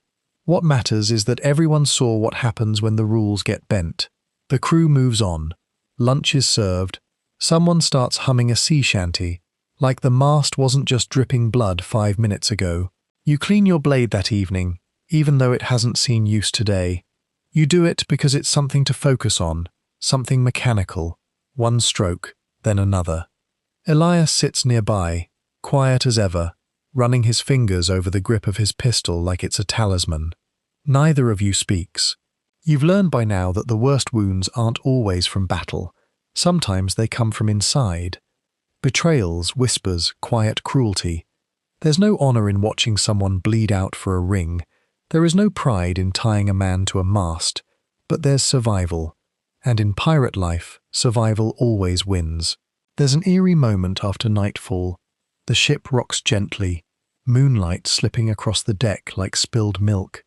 You pass by the mast, and you swear you see the imprint of the boy's body still there, shadowed in the wood, like the ship remembers. Maybe it does. After all, she's seen more punishment than most prisons. And here's the part that keeps you up. You didn't stop it, you didn't speak up, and part of you knows next time it could be you. Maybe not for theft, but for failing in a raid, for getting caught sneaking extra water, for stepping on the wrong toes. Because out here, punishment isn't about justice, it's about control. And the whip doesn't care who's guilty, only who's next. Shore leave isn't a reward, not really. It's more like a collective pressure release, the kind that lets everyone explode at once before they start stabbing each other on the ship. You hear the word port, and the crew cheers like children who've been promised candy in a fistfight. The ship changes course and suddenly everyone starts pining, brushing knots from their beards, trying to bleach sweat stains from their shirts and swapping out boots full of seawater for ones that only smell mostly like dead fish. You can't help it. You're excited too. You haven't walked on stable ground in weeks. Your knees have forgotten how to function without sway. And the idea of land, real land, with smells that aren't mold and bulge, with food that doesn't crunch when it's not supposed to. That's enough to make you overlook the fact that half the crew is planning to drink until they forget their own names. The port in question is a crooked little place clinging to the edge of an unnamed island, all thatched roofs and bent palm trees, and a harbour that looks like it was dug by a drunk god. There's one dock, half a dozen shanty bars, and a brothel that leans so hard to the left it looks like it's trying to escape itself. You dock mid-morning. By mid-afternoon, the crew has scattered into the town like rats onto a breadk. The first punch gets thrown before you even make it down the gangplank. 2 men fighting over who gets to disembark first. One ends up in the water, laughing and bleeding from the nose. Everyone cheers.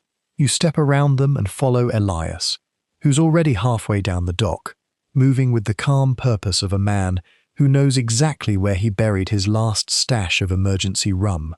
Port days follow a certain pattern. Drink, fight, gamble, regret. Not always in that order. You make it to a tavern called the Drunken Gull, where the floor is mostly sand and the roof leaks grog from the second story. Inside, it's chaos, tankard slam, dice clatter. A man in the corner is playing a hurry-gurdy with such intensity you suspect he's exorcising demons. You get handed a drink that smells like it was strained through a cannonball. You drink it anyway. By your second cup, things get hazy.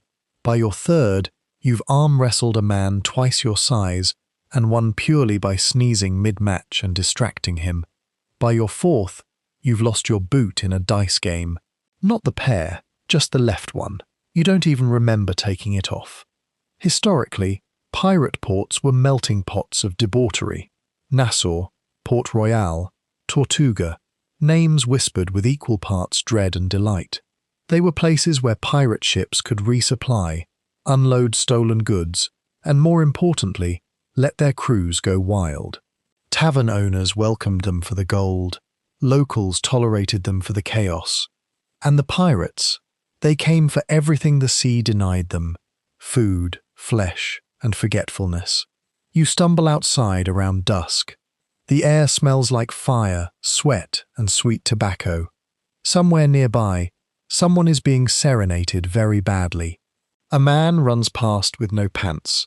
Another walks behind him, calmly, holding the pants like a trophy. You turn and see a liar sitting on a barrel, feeding crumbs to a chicken he insists is named Morris. You don't question it. You're too drunk to spell chicken. The brothel is easy to find. Just follow the trail of broken glass and laughter. You don't go inside, but plenty of others do. You hear the creaking walls from the street, the moaning, the occasional scream. It's not all pleasure. Pirates often confuse lust with ownership, and not all encounters are consensual. That part never makes it into the sea shanties. You feel a little sick, and not just from the rum. Here's a bizarre little fact you overhear from a drunken sailor. There's a port where they train pirates to mimic coins clinking in a purse just to lure pirates into gambling halls. Another sailor claims there's a house that lets you pay in teeth. Both men have black eyes. You don't doubt either story. Later, you sit in the sand outside a shuttered bakery, cradling your head. The stars are blurry. Your stomach is a mutiny all its own. You hear a familiar whistle and look up to see one of your crewmates being chased by a mob. He's laughing. They're not. You decide not to get involved.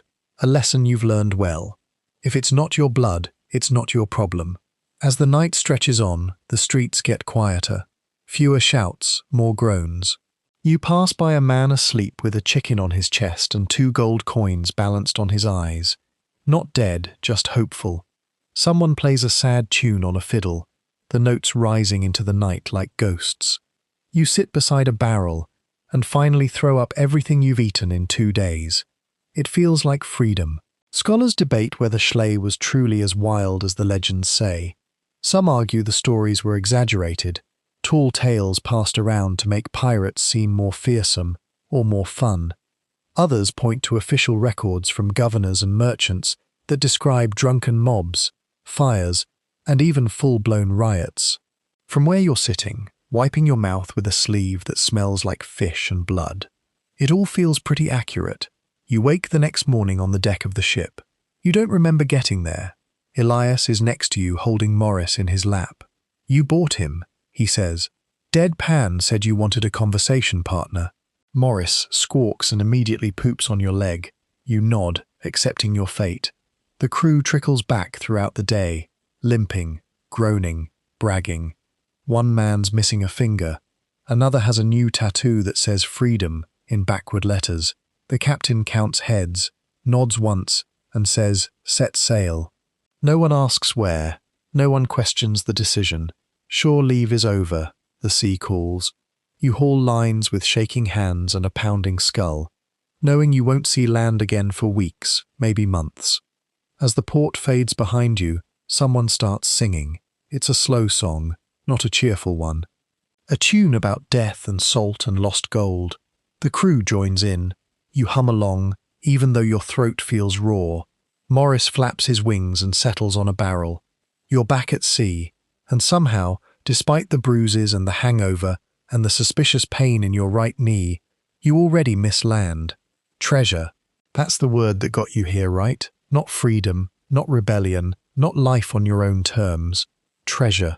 Shiny gold coins, glimmering necklaces, crowns from fallen kings tucked into velvet-lined chests.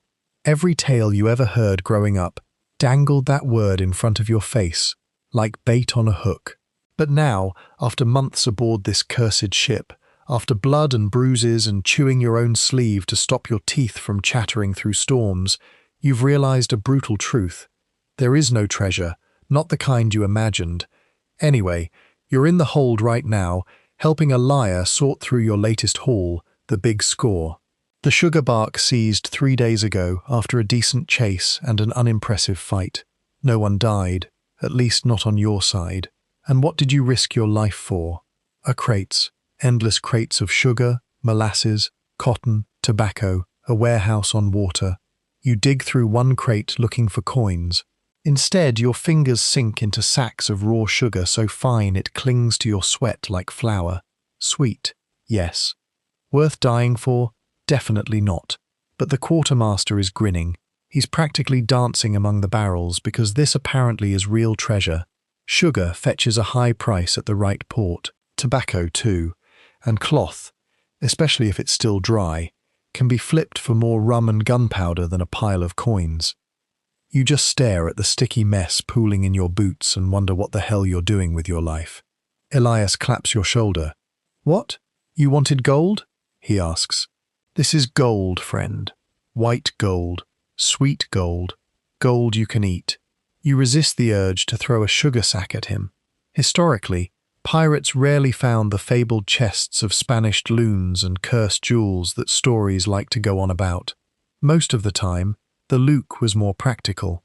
Barrels of food, tools, spices, medicine, things a pirate crew could use or sell quickly before they rotted. Gold was rare, and when it was found, it was often in the form of trade bullion or coin mixed in with other cargo. Once in a while, a ship would stumble upon something glittery enough to make the legends real. But those were the exceptions, not the rule. And even when you do find coins, there's a catch. The moment they are in your hands, every man on board becomes a little twitchier, a little more watchful, a little more willing to slit a throat over a bad dice roll. Silver brings sharp tempers. Gold brings murder. You've seen it happen twice already. Once over a gold necklace that turned out to be brass. Once over a coin that vanished in the night and later turned up in a boot, the wrong boot. But sugar. No one fights over sugar. No one gets stabbed over dried figs or indigo powder. That's part of the appeal, you guess. Safer cargo. Less stabbing, more boredom. And yet, the crew still talks about buried treasure like it's real. There's always some guy with a whisper. I heard of a cache out in the Keys, sealed in iron. Black Sam Bellamy's hoard stashed in a cave only visible at low tide. A wreck near Tortuga, sunk with 30 chests of coin and one of bone. You don't know if they believe it, or if the story is just too good to let die. One man, Weevil, who smells like he was born in a boot, swears he found a map once, sold it for a bottle of rum, and a kiss from a toothless brothel girl, claims it led to a cave full of golden idols and goblets tall as a man's thigh. You ask why he sold it then. He just grins and says, maps are cursed. Best to be poor and alive than rich and haunted. That's another thing you've noticed. The richer the loot, the darker the stories. Everyone's heard of treasure with a cost. Chests that scream when opened. Gold that melts when touched. Ships that sank because their cargo wanted to stay buried. You chalk it up to too much rum and too many concussions. But part of you, some salty, sleep-deprived part, wonders. There's a debate among historians too about whether pirates actually buried treasure. The popular image of X marks the spot and skeletons guarding hoards comes mostly from books, not reality. Only a few documented cases exist, like the infamous Captain Kidd, who may or may not have buried a stash on Gardiner's Island. Most pirates spent their loot fast. Booze, women, bribes, repairs. There was no point in saving when tomorrow you might be floating in the sea with half your face gone. Still, one of the gunners carries a scrap of oilskin with shaky writing and half a drawing. He says his father gave it to him. Says it leads to the treasure, the one everyone dreams about. No one believes him, but no one laughs either. You help haul the cargo up to the deck where it's stacked and catalogued. A few sacks burst, covering the boards in sweet white dust. One pirate snorts a line of it as a joke and immediately chokes. The crew laughs so hard someone falls overboard. No one jumps in to help. That night, as the sun sinks and the barrels are tied down, you sit by the rail with Elias and listen to the others sing about gold and women with ruby eyes. You think about how none of them ever seem to sing about tobacco or nutmeg. No one composes a sea shanty about dried oranges. And yet here you are sailing from death to death for sugar. You still dream about gold sometimes, coins tumbling through your fingers, a chest so full you can't see the bottom. You wake up with your hand closed tight, gripping nothing but splinters. Here's a strange little fact. Some pirates were paid in goods instead of coin. A barrel of molasses here, a bolt of silk there. They'd trade those items in port like merchants, hawking stolen tea for a sword or an old map. That makes you laugh a little. Pirates playing shoppen, playing shopkeeper. You guess everyone's got bills to pay. You glance at the horizon, dark and wide and endless, and think, maybe the real treasure is just surviving long enough to spend anything at all. Or maybe the real treasure is an orange that hasn't turned to mush, or a dry pair of boots. You pat your own boot and it squelches. Definitely not the boots. It starts with a woman's voice shouting over the wind. Not a scream, not a shriek, just a barked command in a language you can't place. At first, you think it's your own captain, shouting orders from behind you. But when you turn, you see another ship, low and sleek, sails dark as storm clouds, moving like it's being pulled by something angry and hungry beneath the waves. And standing on the forecastle, arms folded, chin high, is a woman. Not some tavern lass dragged along for luck. No, she's the captain, the crew mutters. Elias whistles low. That's Anne Bonny's colours, he says, half in awe, half in fear. Or maybe Mary Reed's. Either way, we're in for it. You've heard the names before, whispers of women who fought fiercer than any man, who dressed like devils and fought like demons. You would assume those stories were mostly myth. Turns out they're standing 30 feet away, armed to the teeth, and staring down your entire ship like they're picking out which part to sink first. Your captain doesn't lower the Jolly Roger. That would be weak. Instead, he calls for a parley. A rare thing, risky, but sometimes necessary when the other side looks like it knows what it's doing and worse, enjoys it. A rowboat is lowered. You're chosen to row, of course, because who wouldn't want to row straight into a ship captained by a legend? You keep your head low as you cross the water. Up close, their ship is different from yours. Sleeker, better maintained, less vomit-stained for one thing. There's a strange sense of order.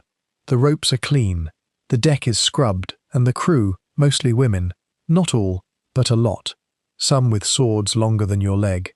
One with a pair of pistols slung across her chest like they are part of her ribs.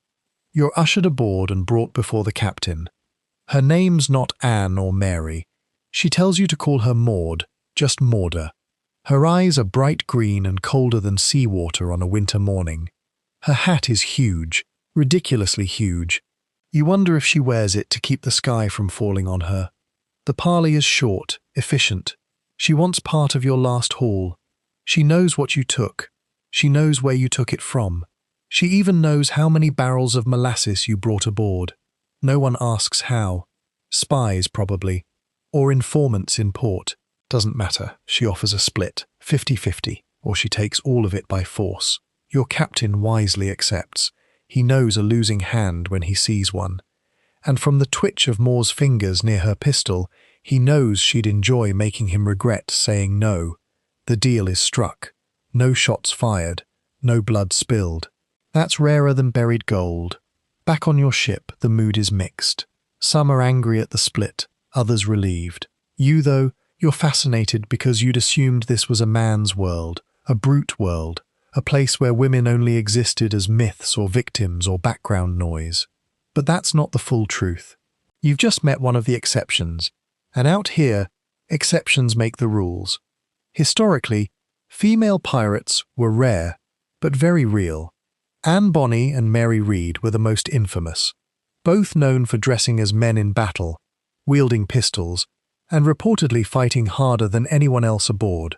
Qing Si, a Chinese pirate queen, commanded a fleet of hundreds of ships and enforced a strict code that included instant execution for disobedience. These weren't mascots. These were leaders, terror makers, rule breakers, and occasionally survival stories dressed in lace and steel. There's a superstition among sailors that women on ships bring bad luck, that they stir up storms and drive men mad. You've heard that one plenty. You've also heard the older sailors claim that seeing a woman aboard means the sea will soon take someone. But now you're wondering if that's just old fear talking, because Captain Moore didn't look like bad luck. She looked like order, like danger, like exactly the kind of person who survives out here, where survival means knowing when to trade barrels and when to slit throats. Not every pirate queen is famous. There are quiet ones. The cook's assistant on your ship, Mirror, is said to have slit a Navy officer's throat during a boarding party and tossed his body into the sea with no one noticing. She rarely speaks, but everyone makes sure to be polite when she sharpens her knives. Then there's the oddballs. The musician with a third nipple who claims it's a lucky charm from a mermaid. The old man who believes his beard is haunted by the spirit of his dead wife. The carpenter who swears he once kissed Davy Jones and now can't eat shellfish without crying. These people aren't captains, but they're part of the fabric of pirate life. Fringe characters, living legends. They keep things interesting and terrifying. One of them, Jasper the Mad, has a tattoo of a woman riding a shark on his back. He says it's Qing Si or his mother. He's not sure. Either way, he talks to her every morning before breakfast. You used to think he was insane. Now you're not so sure. There's an open debate among historians about how much power women really had in pirate society. Some argue they were rare exceptions tolerated only because of extraordinary skill or force of personality. Others suggest that pirate life being outside the bounds of traditional society allowed for more freedom, gender included. A floating meritocracy where the only thing that mattered was what you could do with a blade and a bottle. You ask Elias what he thinks. He shrugs. Doesn't matter, he says. Anyone who can sail, fight, and not get killed is fine by me. Don't care if they've got a beard or a bonnet. You nod because honestly, he's right. A week later, you spot Moore's ship again on the horizon. She doesn't come close, just sails past. A black streak on the water. Her flag flies high, an hourglass above crossed blades. You wonder what message she's sending this time. A reminder, a warning, maybe just a nod from one survivor to another. That night, you dream of standing at a ship's wheel, wind in your hair, a fleet behind you. In the dream, your voice is loud, your coat is long, and no one questions your orders. You wake up smiling just a little, because out here, the sea doesn't care who you are, only whether you last, and morrowed. She's still out there, you're eating cold fish off a rusty tin plate when you notice something odd. It's quiet, not calm. Pirate ships are never calm. But quiet in the way a room goes silent right after someone says something they shouldn't have. You glance up. Elias is gone. So is Whisper. The captain hasn't left his quarters in 2 days. And the quartermaster, he's been pacing the deck like a priest at a hanging. The crew won't meet your eyes. Something's off. And out here, off usually means someone's about to end up bleeding, or on fire, or both. You ask around carefully. Neutral questions. Seen Elias? Captain? All right. You get shrugs and non-answers. A few scowls. One man spits overboard without looking at you. Finally, you catch Brody near the forecastle, nursing a cracked lip and a mug of what he insists is tea, but definitely smells like old socks and rum. He leans in close, low voice and says, "They're talking deals, Navy maybe, or the East India bastards. Deals? That's worse than mutiny. Pirates live outside the law. That's the whole point. But every now and then, someone on board gets clever or desperate and starts talking to the other side.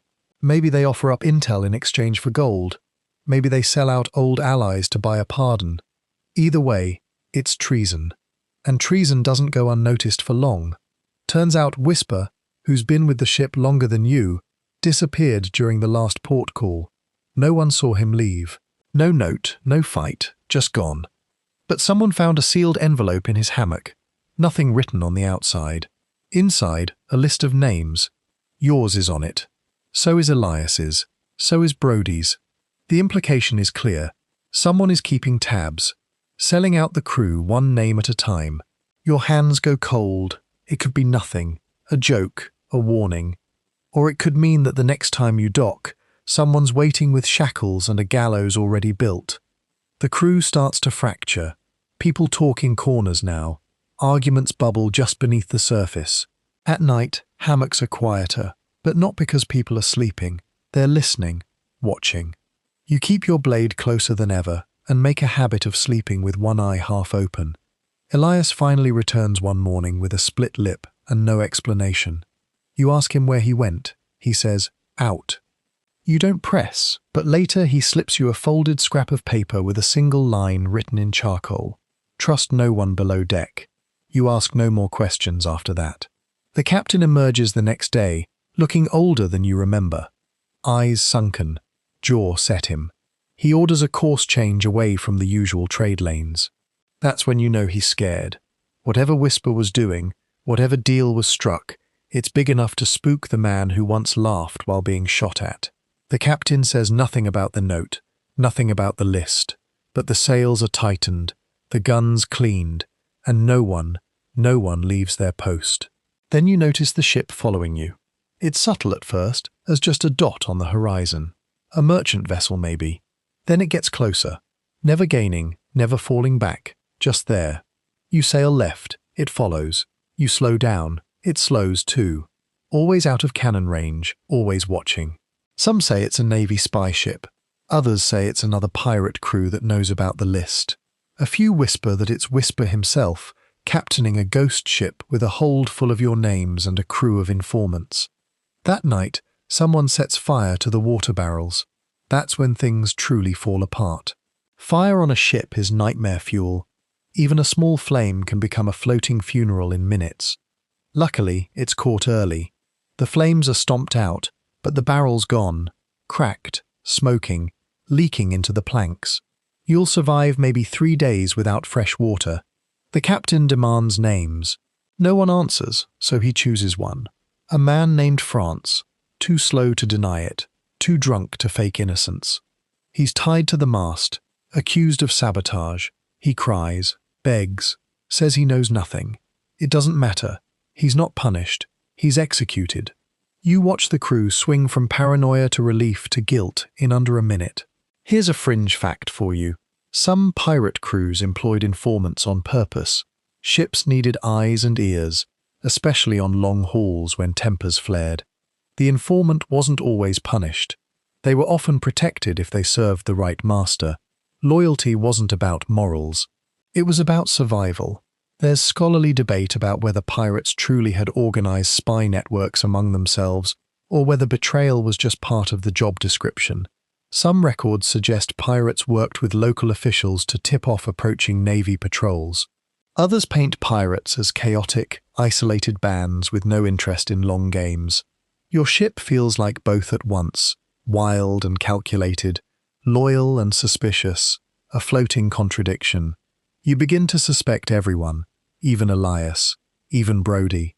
You trust no one with your food, your weapons, your secrets. You carve a little mark into the wall beside your hammock each morning, a tally of how many days you've stayed off the list. So far, you're up to 4. Then someone scratches a mark through your 3rd tally. Just one clean line. The next morning, a new sailor is missing. No splash was heard. No note was left. His hammock hangs empty, swinging gently, as if someone climbed out and never came back. The sea looks calm, but you know better. The ship behind you is gone now, vanished sometime during the night. Maybe they turned back. Maybe they were never real to begin with. But the damage is done. No one trusts anyone. And in a place like this, that's a kind of slow poison you can't bleed out. You sit on the deck, sleepless, sword in your lap, watching the waves for signs of movement. Elias joins you, but doesn't speak. The silence between you is the only language that makes sense now. Behind you, someone coughs in the dark. Someone else mutters about seeing a light on the water. You grip your blade tighter. You don't know who sold out the crew. You don't know who will be next. But one thing is certain. This ship is sinking from the inside. The first cannonball comes without warning. No flag, no distant shout, no glimpse of sails. Just a thunderclap of sound, a column of water erupting 10 feet off the port bow. And then a voice. Your voice screaming naval ship. Before your brain even catches up, the deck erupts into chaos. Men scramble. Orders are barked. Ropes are hauled and tied without thinking. You've drilled for this. You've feared this. But drills aren't battle, and nothing about this feels like practice. You see it now slicing through the morning fog like a blade. A white-sailed warship, the flag of a king snapping above its deck. It's bigger than you, taller, heavier. You can practically hear the polished brass and starch in its sails, and it's coming for you like it knows your name. This is the worst-case scenario, not just because they outgun you, but because they hate you. The Navy doesn't see pirates as criminals. They see you as a disease, something to be eradicated. You've burned their ships, stolen their goods, humiliated their officers. This isn't about justice, it's about revenge. The captain bellows for speed. You and Elias scramble to the rigging. Hands roar as you haul sail. The ship groans as it leans into the wind, like even the planks know what's coming. Another cannon fires, this one closer. The splash coats you in sea spray. You don't look back.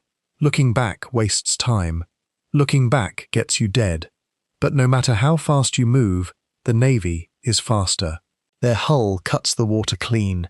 Their gunners fire an organized rhythm. Boom, boom, boom. A deadly heartbeat. One shot grazes the stern, sending wood shrapnel flying. You hit the deck hard, arms over your head. When you rise, the world is louder and smaller and spinning. The next order comes. Ready the guns. You've got fewer cannons. Half your powder is damp. And one of the gunners has been blind in one eye since a drunken mishap involving grog and a torch. You're not hopeful, but you move anyway. That's what battle does. Makes you move even when hope's already abandoned ship. The first pirate shot misses. The second hits. A lucky strike, one of the enemy sails tears, flapping like a wounded bird. The crew cheers, but it's short-lived. The Navy fires back with a full broadside. You feel the impact in your teeth. The ship rocks like it's trying to throw you off. A chunk of railing explodes. Someone screams. You see Elias go down. You crawl to him, heart in your throat. But it's just a graze. His arm is bleeding, but he's breathing. You drag him behind a barrel as another volley shrieks overhead. Historically, Navy ships had advantages pirates couldn't match. Better weapons, more men, sturdier hulls. Pirates relied on speed, surprise, and fear. But when those things failed, it was like fighting a lion with a stick. Especially in later years, as piracy became more of a hunted practice and less of a tolerated nuisance, governments poured resources into chasing and exterminating crews like yours. And some naval officers made it personal. There's no romance here, no clever tricks, just brute force. The two ships circle each other like animals, teeth bared, blood in the water. Your captain tries to outmaneuver them using every trick he knows. Sudden turns, faked retreats, surprises broadsides. But they are not fooled. They've seen it all before. They answer every trick with a wall of iron and fire, and then they close the gap. Grappling hooks fly. The worst kind of fight begins. The boarding. The enemy swarms your deck. Uniforms stained with smoke. Sabers raised. It's chaos. Screams, steel, blood. You see men fall, some from wounds, others overboard. You find yourself locked in combat with a man twice your size, and only win because he trips on a loose plank, and you stab him through the gut as he falls. You don't feel heroic. You feel sick. Elias is fighting near the foreast. His face twisted, his shirt soaked in blood. Not all his. Maybe not even mostly his. He's still on his feet. So are you. That's what counts. You don't know how long the fight lasts. 10 minutes? An hour? Time breaks apart in battle. What you do know is the tide turns just barely. The Navy captain is wounded. His men falter. Your quartermaster roars like a beast and leads a countercharge that pushes them back across the gangplank. One pirate drops a torch on their deck before they retreat. Fire leaps up fast. Someone screams to cut the ropes, and just like that, it's over. The Navy ship limps away, burning slowly, smoke curling like ink across the sea. Your ship is battered, torn, bleeding from the seams. You've lost 4 men, 2 more are dying. The deck looks like a butcher's table. You sit down hard back against the mast, blood on your face, your fingers twitching like they've forgotten they're attached. Elias drops beside you. His arm is bound with a strip of someone's shirt. He doesn't speak, neither do you. And here's the eerie part. After the Navy flees, the sea goes completely quiet. No wind, no gulls, just the crackle of burned wood and the groans of the wounded. It feels wrong, like the ocean is waiting to see what you'll do next. Here's a fringe fact. Some pirates believe the Navy used spies to mark ships with cursed symbols before an attack. Tiny knots of red thread tied into the rigging, ashes smeared across the mast. You think that's nonsense until you see a red stain near the helm that wasn't there yesterday. There's scholarly debate about just how effective pirate resistance was against Navy forces. Some argue pirates avoided conflict whenever possible, knowing they were outgunned for outgunned. Others claim successful pirate crews often defeated Navy ships through cunning and speed. Today your crew won barely, but the cost it shows on every face. That night, a silence falls over the ship. No songs, no games, no toasts, just the sound of repairs and shallow breathing. You lie in your hammock, every bruise pulsing like a drumbeat, your hands still coated in blood. Some of it's yours, some of it isn't. You should feel proud, but all you feel is numb. And somewhere out there, you know another ship is coming. Bigger, better, meaner. The Navy never forgets. They catch you while you're sleeping. Not during battle, not during a storm or raid, just a quiet, still night when the sails are full and the sea as flat as polished glass. You'd almost started to believe the worst was behind you. You were wrong. It starts with a whistle. Not a shout, not a bang, just a whistle. Low and slow. Then the sound of boots on the deck, too many to count. By the time you're fully awake, your wrists are bound and there's a sword tip hovering near your throat. The man holding it has that clean, stiff look only Navy officers seem to pull off, like someone ironed him into his uniform. Behind him, more soldiers swarm the ship, weapons drawn, expressions stone cold. No fight, no warning, just capture. You're dragged up onto the deck where the rest of the crew is already assembled, lined up, tied, and silent. Elias is there, kneeling with blood on his temple. The captain stands in the middle, arms behind his back, jaw clenched, eyes locked on the officer like he's memorizing every wrinkle in the man's smug, pale face. A trap. Of course it was. Whisper the list. The ship that trailed you for days. This wasn't a random patrol. It was a plan. You feel stupid for not seeing it sooner. Angry at yourself and terrified, they make you kneel. The officer reads a proclamation in a bored, nasal voice. Something about piracy, treason, theft of crown property, disturbing the peace of civilized waters. You catch the words to be tried and hanged in accordance with His Majesty's law. The crew listens in stunned silence. One man starts sobbing. Another laughs long and hollow. You just stare at the deck and try not to throw up. Pirates didn't always die in battle. Capture was common. Navy ships could outrun you, outgun you, and sometimes outsmart you. When they took you alive, it wasn't for mercy. It was for the theatre. Public trials, public hangings, a reminder to everyone watching that the crown had teeth and they knew how to use them. You're loaded into a Navy brick the size of a merchant's outhouse and twice as filthy. They cram you in with 10 other men, shoulder to shoulder, ankles chained, air thick with sweat and piss. It's dark, no windows, no airflow, just the occasional creak of the hull and the stink of fear. The next few days pass like molasses. Time slows, then stops, then starts crawling backward.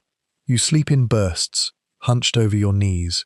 You eat hard tack that tastes like sawdust and iron. You drink water from a wooden cup with someone else's teeth marks on it. You try to speak to Elias, but they've separated you. Everyone looks the same in the dark, tired, bruised, haunted.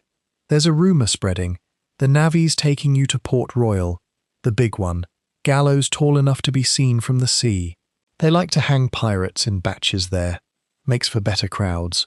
You hear someone say they once hanged 6 men in a row and left the bodies up for days. Someone else says they dipped them in tar first.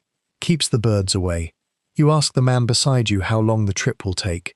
He just mutters, "Too long for the lucky ones, not long enough for the rest." You try to remember every step that led here. Press ganged onto a ship, flogged for nothing, starved, betrayed, and somewhere in there, you became something worse. A pirate, a thing to be caught, tried, displayed like a butcher's prize. You think of the townsfolk who will come to watch, parents holding up their kids to get a better view of your neck snapping like dry wood. You think of Elias, of Brody, of the boy who was flogged for stealing a ring. You wonder how many of them will make it to the trial. You wonder if you even want to. Here's a strange little fact.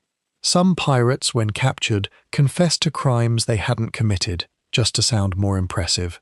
They wanted to go down in history, be remembered as legends instead of losers. Others begged, pleaded, wept for mercy, swore they were just passengers, forced aboard. Some even were passengers. Didn't matter. If you were caught on a pirate ship, you were guilty by proximity. One night, a guard stops at your cell and mutters, "You've got a visitor." You're hauled to a tiny room where a man in powdered wig and ink-stained fingers waits with a stack of papers. He's a scribe, wants your statement, your confession. He's offering a deal, sort of cooperate, name names. And maybe, just maybe, you get a stay of execution. Maybe even a pardon. You stare at him for a long moment. Then you smile and ask, "You got any orange ears?" He does not find that funny. There's scholarly debate about how many pirates actually went to trial and how many were just executed on the spot. Some sources say trials were mostly for show, foregone conclusions with scripted outcomes. Others suggest some pirates were granted clemency if they turned informer or agreed to hunt other pirates. You don't know which version is true. You're not sure it matters anymore. The ship rocks hard one night. Bad weather, maybe. A few guards stumble. One drops a ring of keys near your cell, and for one impossible second, the world holds its breath. But no one moves. Not you, not the others. You're all too tired, too broken. Even freedom doesn't look like salvation anymore. Just a longer delay. You spend the rest of the night staring at the ceiling, which is just black wood and dripping condensation. Every creak sounds like a noose tightening. Every splash sounds like a final breath. The next morning, you see land and beyond it, the gallows. The docks of Port Royal smell like brine and rot and something faintly metallic. Maybe blood. Maybe just the iron chains locked around your wrists. You're marched off the ship with the rest of the captured crew. Single file, boots dragging, manacles clinking in rhythm like some perverse sea shanty. The townspeople are already lining the streets. Some spit, some stare. A few actually cheer. You can't tell which is worse. Port Royal was once the most wicked place in the New World. A pirate haven, a paradise of sin and rum and poorly made decisions. But now it's the Crown's gleaming example of order. Cleaned up, smoothed out, purged of its pirate soul and replaced with gallows, lawmen, and preachers who speak with the same authority as cannon fire. You feel it immediately. That smug, suffocating sense of righteousness. The kind that doesn't just want you dead, it wants you erased. You're told your trial is scheduled for the next morning, quick and efficient. They don't want pirates rotting in their cells. They want them swinging in the sun. You've heard the phrase before. The king's justice waits for no man, especially not one who's already been judged by the colour of his sails. That night, you and Elias sit against the wall, silent at first. Then he says, "You think they'll let us say anything before?" You shrug. Probably a few words, some dramatic gesture. Something to remind the crowd that you're not just meat. Elias nods like that's enough. Then he laughs low and bitter. I always thought I'd die at sea, not on a stage. You don't know what to say. Neither of you sleeps. The trial is more of a performance than anything else. The courtroom's packed. Journalists, locals, officers in spotless uniforms. They call your names one by one, and each of you gets the same treatment. Charges read aloud like scripture. A quick nod from the magistrate, and then a moment to plead. You say not guilty just to say it. So do most of the others. One man screams that he was never a pirate, that he was kidnapped and forced to scrub decks. No one believes him. The judge doesn't even blink. The prosecution reads a list of your crimes. Some true, some exaggerated, some you're pretty sure someone else did entirely. There's no jury, just the gavel, the judge, and the sentence already waiting behind his teeth. You glance at the crowd and see no sympathy, just curiosity, hunger. They want a spectacle. They came for blood in daylight.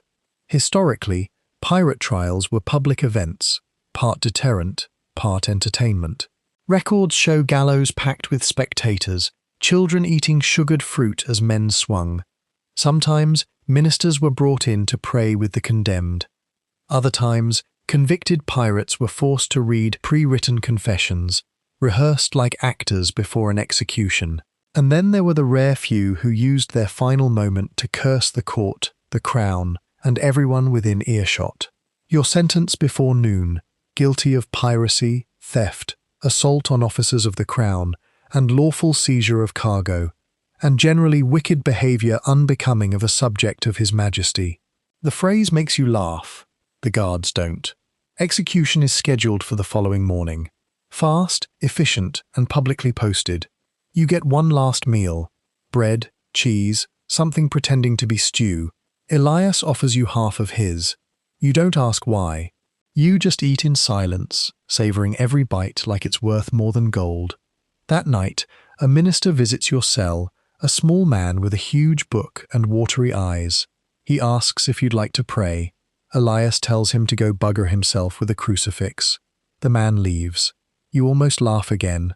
Then Elias turns to you and asks, "You think it was worth it?" And the answer should be no. It should be no, but part of you hesitates. You think of the open sea, the freedom, the wild nights, the laughter on the deck under a blood-orange sky, the wind in your face as you cut through the waves like a blade, the moments when for just a second you were more than you'd ever been on land. But then you think of the blood, the hunger, the betrayal, the whip, the fire, the way men scream when they're dying, the way your stomach dropped when the Navy cannons roared, the look in a child's eyes on a ship you raided. Pure fear. You think of that, you look Elias in the eyes. No, you say. He nods. Me neither. There's a fringe account about a pirate who, facing execution, tricked the court by faking madness, chewed off a finger, screamed about sea demons, claimed to be Neptune's bastard son. They delayed his hanging for months. Some say he escaped. Others say they hanged him anyway, just upside down as a final joke. You wonder if you should have tried something like that.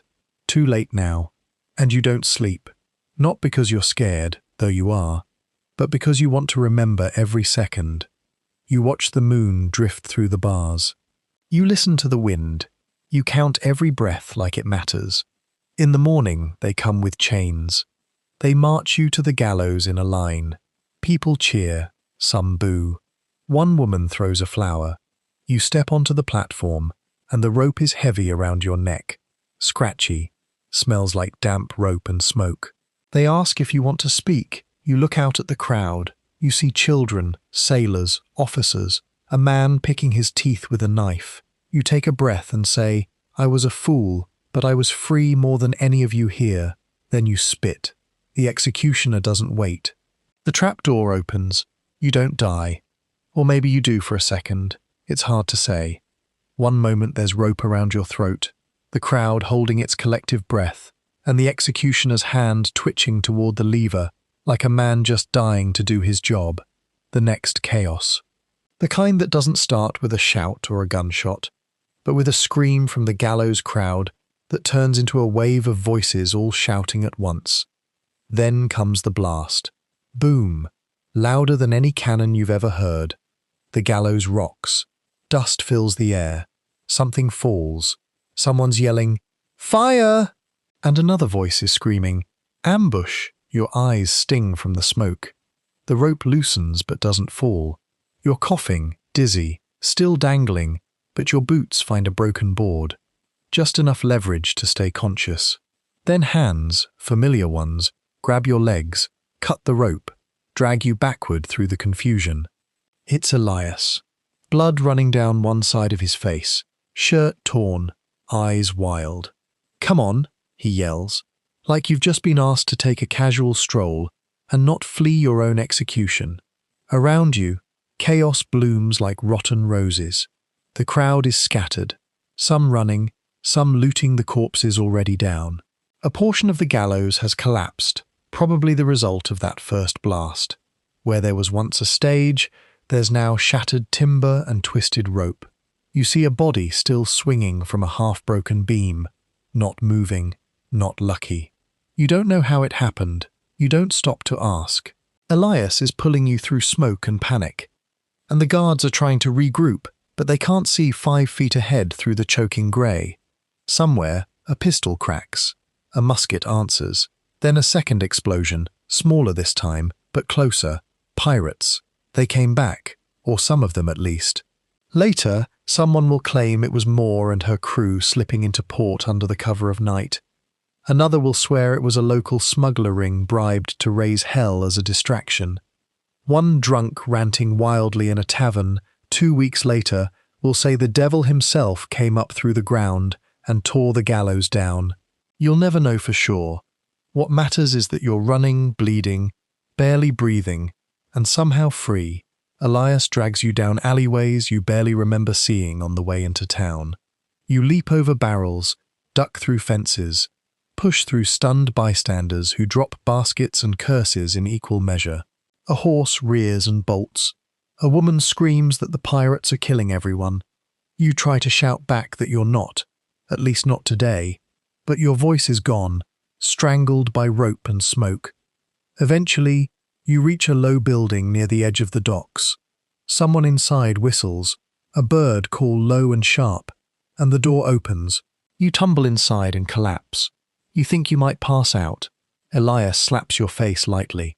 "No dying," he mutters. "Not yet." Inside, there are others, fugitives like you, some in navy gear stolen and bloodied. One girl with a bandolier of pistols, a boy with a sack of bread who looks 12 and terrified. You recognize 1 or 2 from your crew, others are new, but the look is the same across every face. We survived somehow for now. They have a skiff, small, leaky, but it floats. The plan is simple.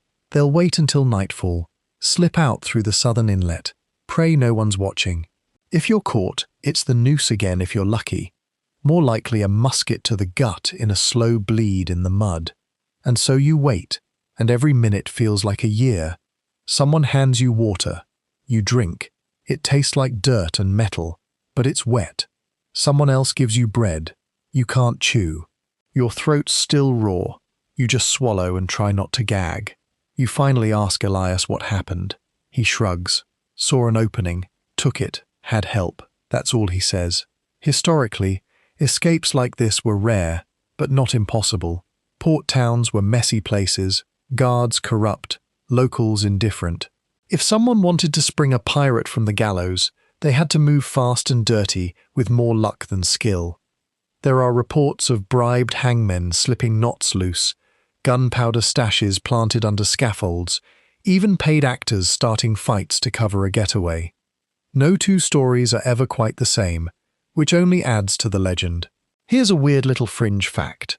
One pirate, John Halfjaw Hawkins, allegedly escaped hanging by biting through the rope with his teeth. Took 3 tries, broke 2 murs, and still had to fight his way out of the square. He died later that week in a bar brawl over a spoon. You think about that and wuss. At least your teeth are intact. By nightfall, your group is down to 6. 3 didn't make it. Guards maybe, or the crowd. Doesn't matter now. The docks are still patrolled. but not as tightly. Everyone's cleaning up the mess, counting bodies, looking for answers. You stick to the shadows, knees buckling with every step. The rope burns on your neck, itch like fire. Elias helps you into the skiff and you push off. The water is silent, too silent, the kind of self-tender that screams in your ears. Urel with shaking arms, muscles screaming, praying to a god you never believed in. Behind you, Port Royal smoulders quietly under moonlight. Gallows hanging empty. For now, you make it past the rocks, past the bay, and then just like that, you're at sea again. Free, but not safe. Not yet. The ocean doesn't welcome you back. It tolerates you. Maybe a sullen host allowing an unwanted guest to sleep on its floorboards just until sunrise. You and Elias drift in that leaky skiff for the better part of 2 days with nothing but a sack of mouldy hard tack, a flask of brackish water, and the occasional gull that swoops overhead like it's considering pecking your eyes out. You take turns rowing and bailing. Elias jokes that you've officially earned the worst spa experience in the Caribbean. You try to laugh, but it comes out as a rasp. Your throat still burns from the gallows rope. There's no plan, no destination, just water and sky, and that distant sound in your ears that might be the wind, or your heartbeat slowly unraveling. By the 3rd day, the sun is relentless. It drills into your scalp like it's trying to find your thoughts. The salt crusts on your skin. Your lips split. You start seeing things. A sail on the horizon. A ship's bell. Elias telling a joke that turns into a hymn. You sleep in minutes, half aware, one eye open, hand still clutching a knife out of habit. Not fear, you're past fear now. What's left is reflex. On the 4th day, a ship appears. Real this time, low in the water, fast, no colours flying. Your heart lifts, then sinks. Could be pirates, could be slavers, could be the same damn Navy patrols you just escaped. You don't wave, don't shout. Just sit there holding your breath while Elias squints into the sun and mutters, "Better to die on deck than in this bathtub." They see you. Of course they do. The ship swings toward you like a predator who's just spotted dinner with legs. You hear shouting, ropes, orders. A grappling hook clinks into the side of the skiff and drags you in. Men haul you aboard. Rough hands, sharp eyes. One pokes you in the ribs. You flinch. He laughs. Then a voice you recognize says, "Drop that one. He's with me, Maud." Of course it's her. She appears at the rail like a ghost conjured by sheer exhaustion. Coat dark, boots polished, hat even more ridiculous than you remember. Her expression doesn't change. Not warmth, not surprised, just calculation. "What happened to the gallows?" she asks. You swallow. "Didn't take." She smirks. "Lucky you." They feed you, bathe you, let you collapse in a real beho, a hammock, technically, but it feels like heaven. For a while, all you do is sleep and wake and sleep again. Elias tells the story of your escape over and over, each time with more flair. You don't correct him. You're too tired to be humble. Eventually, Maud invites you to her quarters. It's not fancy, just neat. Charts, knives, a bottle of something aged and amber. She pulls 2 fingers into a tin cup and slides it to you without a word. You drink it without asking what it is. It burns the pain out of your throat for the first time in days. "You two," she says, gesturing to you and Elias. "Have a choice." You raise an eyebrow. Elias just groans. "I can drop you at Tortuga," she says, "or I can keep you aboard. We've room. You've got set gills, and I prefer crew who've stared at a noose and come back swinging. It's tempting. A ship, a job, a second life. Not much to think about, really. But part of you wonders, what's the point? You've been a pirate. You've starved and fought, bled, killed, wept. You have seen men gutted for lies and hanged for truths. You've buried friends, betrayed strangers. You've lived a life most people fear in stories, and you barely lived through it. Do you go back? Do you start over? Or do you stop? That night, you sit on the deck alone, the sea stretched out like a road you can't decide to walk down again. The moon is full, the air cooled. Behind you, Moore's crew sings quietly, not drunk, not wild, just there, steady, alive. Elias sits beside you. He smells like salt and rum and whatever bruised herbs they use as soap on this boat. So he says, "What do we do now?" You shrug. "The same thing we've always done." He laughs. "Which is what exactly?" And you say, "Keep not dying." That gets a real laugh. A tired one, but real. Historically, some pirates did get second chances, pardons, new ships, new names. Some returned to sea, some retired quietly. Others couldn't stay away and died trying to relive their old glories. The cycle never really ended. It just moved forward. There's a fringe story about a pirate who faked his death at Port Royal, married a widow in Barbados, and spent the rest of his life baking bread. Another tale tells of a woman captain who sailed under a new name for 20 more years before vanishing with her entire crew into a fog.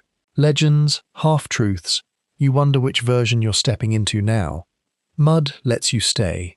No ceremony, no welcome speech, just a new hammock, a fresh blade, and a nod. That's how it works. You're part of the ship now again, but you're not the same, and the sea, as always, is watching. You start calling it the quiet life, but only in your head, and only with the sort of bitter sarcasm that comes from surviving things that should have killed you twice over.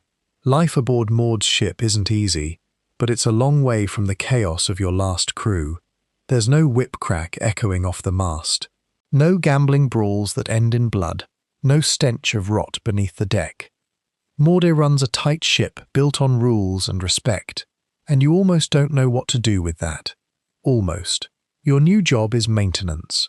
Ropes, sails, wood patches, things you can do quietly away from most people. Elias is still there. Of course, now the ship's unofficial quartermaster, though he insists his real job is supervising rum allocation and moral support. The crew likes him. They're wary of you at first. You're the ghost who escaped the noose. You're the one who saw the inside of a navy gallows and walked away. That makes people nervous, superstitious, curious. Eventually, the stares fade, replaced by something else. Nods, jokes, half-shared meals. It's not trust, not yet, but it's close. Weeks pass, then months. You raid a few ships. Nothing big. Maud prefers targets with minimal resistance. Small merchant sloops, privateers who get too bold. Her goal isn't gold. It's survival. Food, powder, medicine. She avoids navy patrols, cuts deals in hidden coves, trades with locals who don't care what flag you fly as long as you pay. It's less adventure and more logistics. Still, it keeps you afloat and alive. One night, you dock in a tiny port on an unmarked island. Just huts, a dock, and a man who sells rum by the barrel. It's your first chance in months to stand on land. Your legs feel like jelly. You nearly fall on your face, and Elias laughs so hard he drops his pipe in the sand. You wander into the village and buy a sweet orange with a copper coin. You eat it slowly, sitting on a crate, juice dripping down your chin. It's the best thing you've ever tasted. Historically, most pirates didn't die in battle. They died from disease, starvation, infection. Even successful crews often met their end from a scratch that went septic, or a rat bite that turned feverish. You think of all the ways you could have died. Famine, hanging, drowning, fire, gunshot, betrayal. You wonder how many more are waiting. Maud calls a meeting on deck that night. A vote. She's got word of a potential prize. A treasure ship out of Havana, heavy with silver, bound for the Spanish Main. Big risk, big reward 'em. Everyone gets a say. You vote yes, not because you care about the silver, but because part of you wants to feel alive again. To remember what it was like to grip a blade with purpose. The raid is brutal. The ship is guarded, not by soldiers, but mercenaries. Hardened men with cruel smiles and no fear. You take one down by tackling him into the hold. The two of you rolling through gunpowder barrels and broken crates. You don't remember the killing blow, just blood, screaming, and then silence. In the end, you win barely. You take the ship, you get the silver, but you lose 4 men. One of them is Elias, shot through the gut while covering your retreat. You drag him to the deck, screaming for help. But you know, He looks up at you, eyes wide, and says, "You still owe me for that orange." Then he dies, no final speech, no last breath, sighing through poetic lips, just that, and gone. You bury him at sea with the others. Mauder says a few words. You say nothing, you can't. Your throat is closed, your eyes are dry, and everything inside you feels like it's caving in. That night, you sit at the bow with Elias's pipe in your hand. It doesn't light anymore. You keep it anyway. There's an old belief that if you die at sea, your soul stays with the ship. You're not sure if it's true, but you swear you hear his laugh sometimes when the wind's just right. Here's a final strange fact. One pirate captain, after losing his entire crew in a storm, sailed alone for 2 years talking to ghosts. People called him mad, but they also say he never lost another battle after that. Sometimes madness is just grief wearing a different coat. You stay aboard Maud's ship for another year. You get stronger, quieter, more respected. One day, she asks if you want your own command, a sloop of your own crew, compass out freedom. You say no, not because you're afraid, but because you finally learned that freedom isn't found at the helm of a ship. It's found in surviving long enough to choose what happens next. Eventually, you dock at an island far from any navy patrol, far from ports that whisper your name. You disembark. Maude watches without question. She nods once and says, "Don't die, stupid. You promise you'll try." You live in a hut near the water now. You fix boats, tell stories, eat fruit. Sometimes someone asks about the rope scar on your neck. You just say, "It's from when I tried to kiss a Navy girl." That usually gets a laugh. At night, you walk the beach. The sea calls like always, but this time you don't answer. You've had your fill. And that, dear friends, is the story of your horrible, cursed, sweaty, sea-sickened, blades-scarred life as a pirate. You didn't die at sea or in battle or on the gallows. You died and came back and kept moving one splintered day at a time. That's not glory, that's survival, which in pirate terms is the same thing. So if you're still awake, congrats, you just lived through something most people wouldn't survive 10 minutes of. If your pillow now feels extra soft, that's because you've earned it.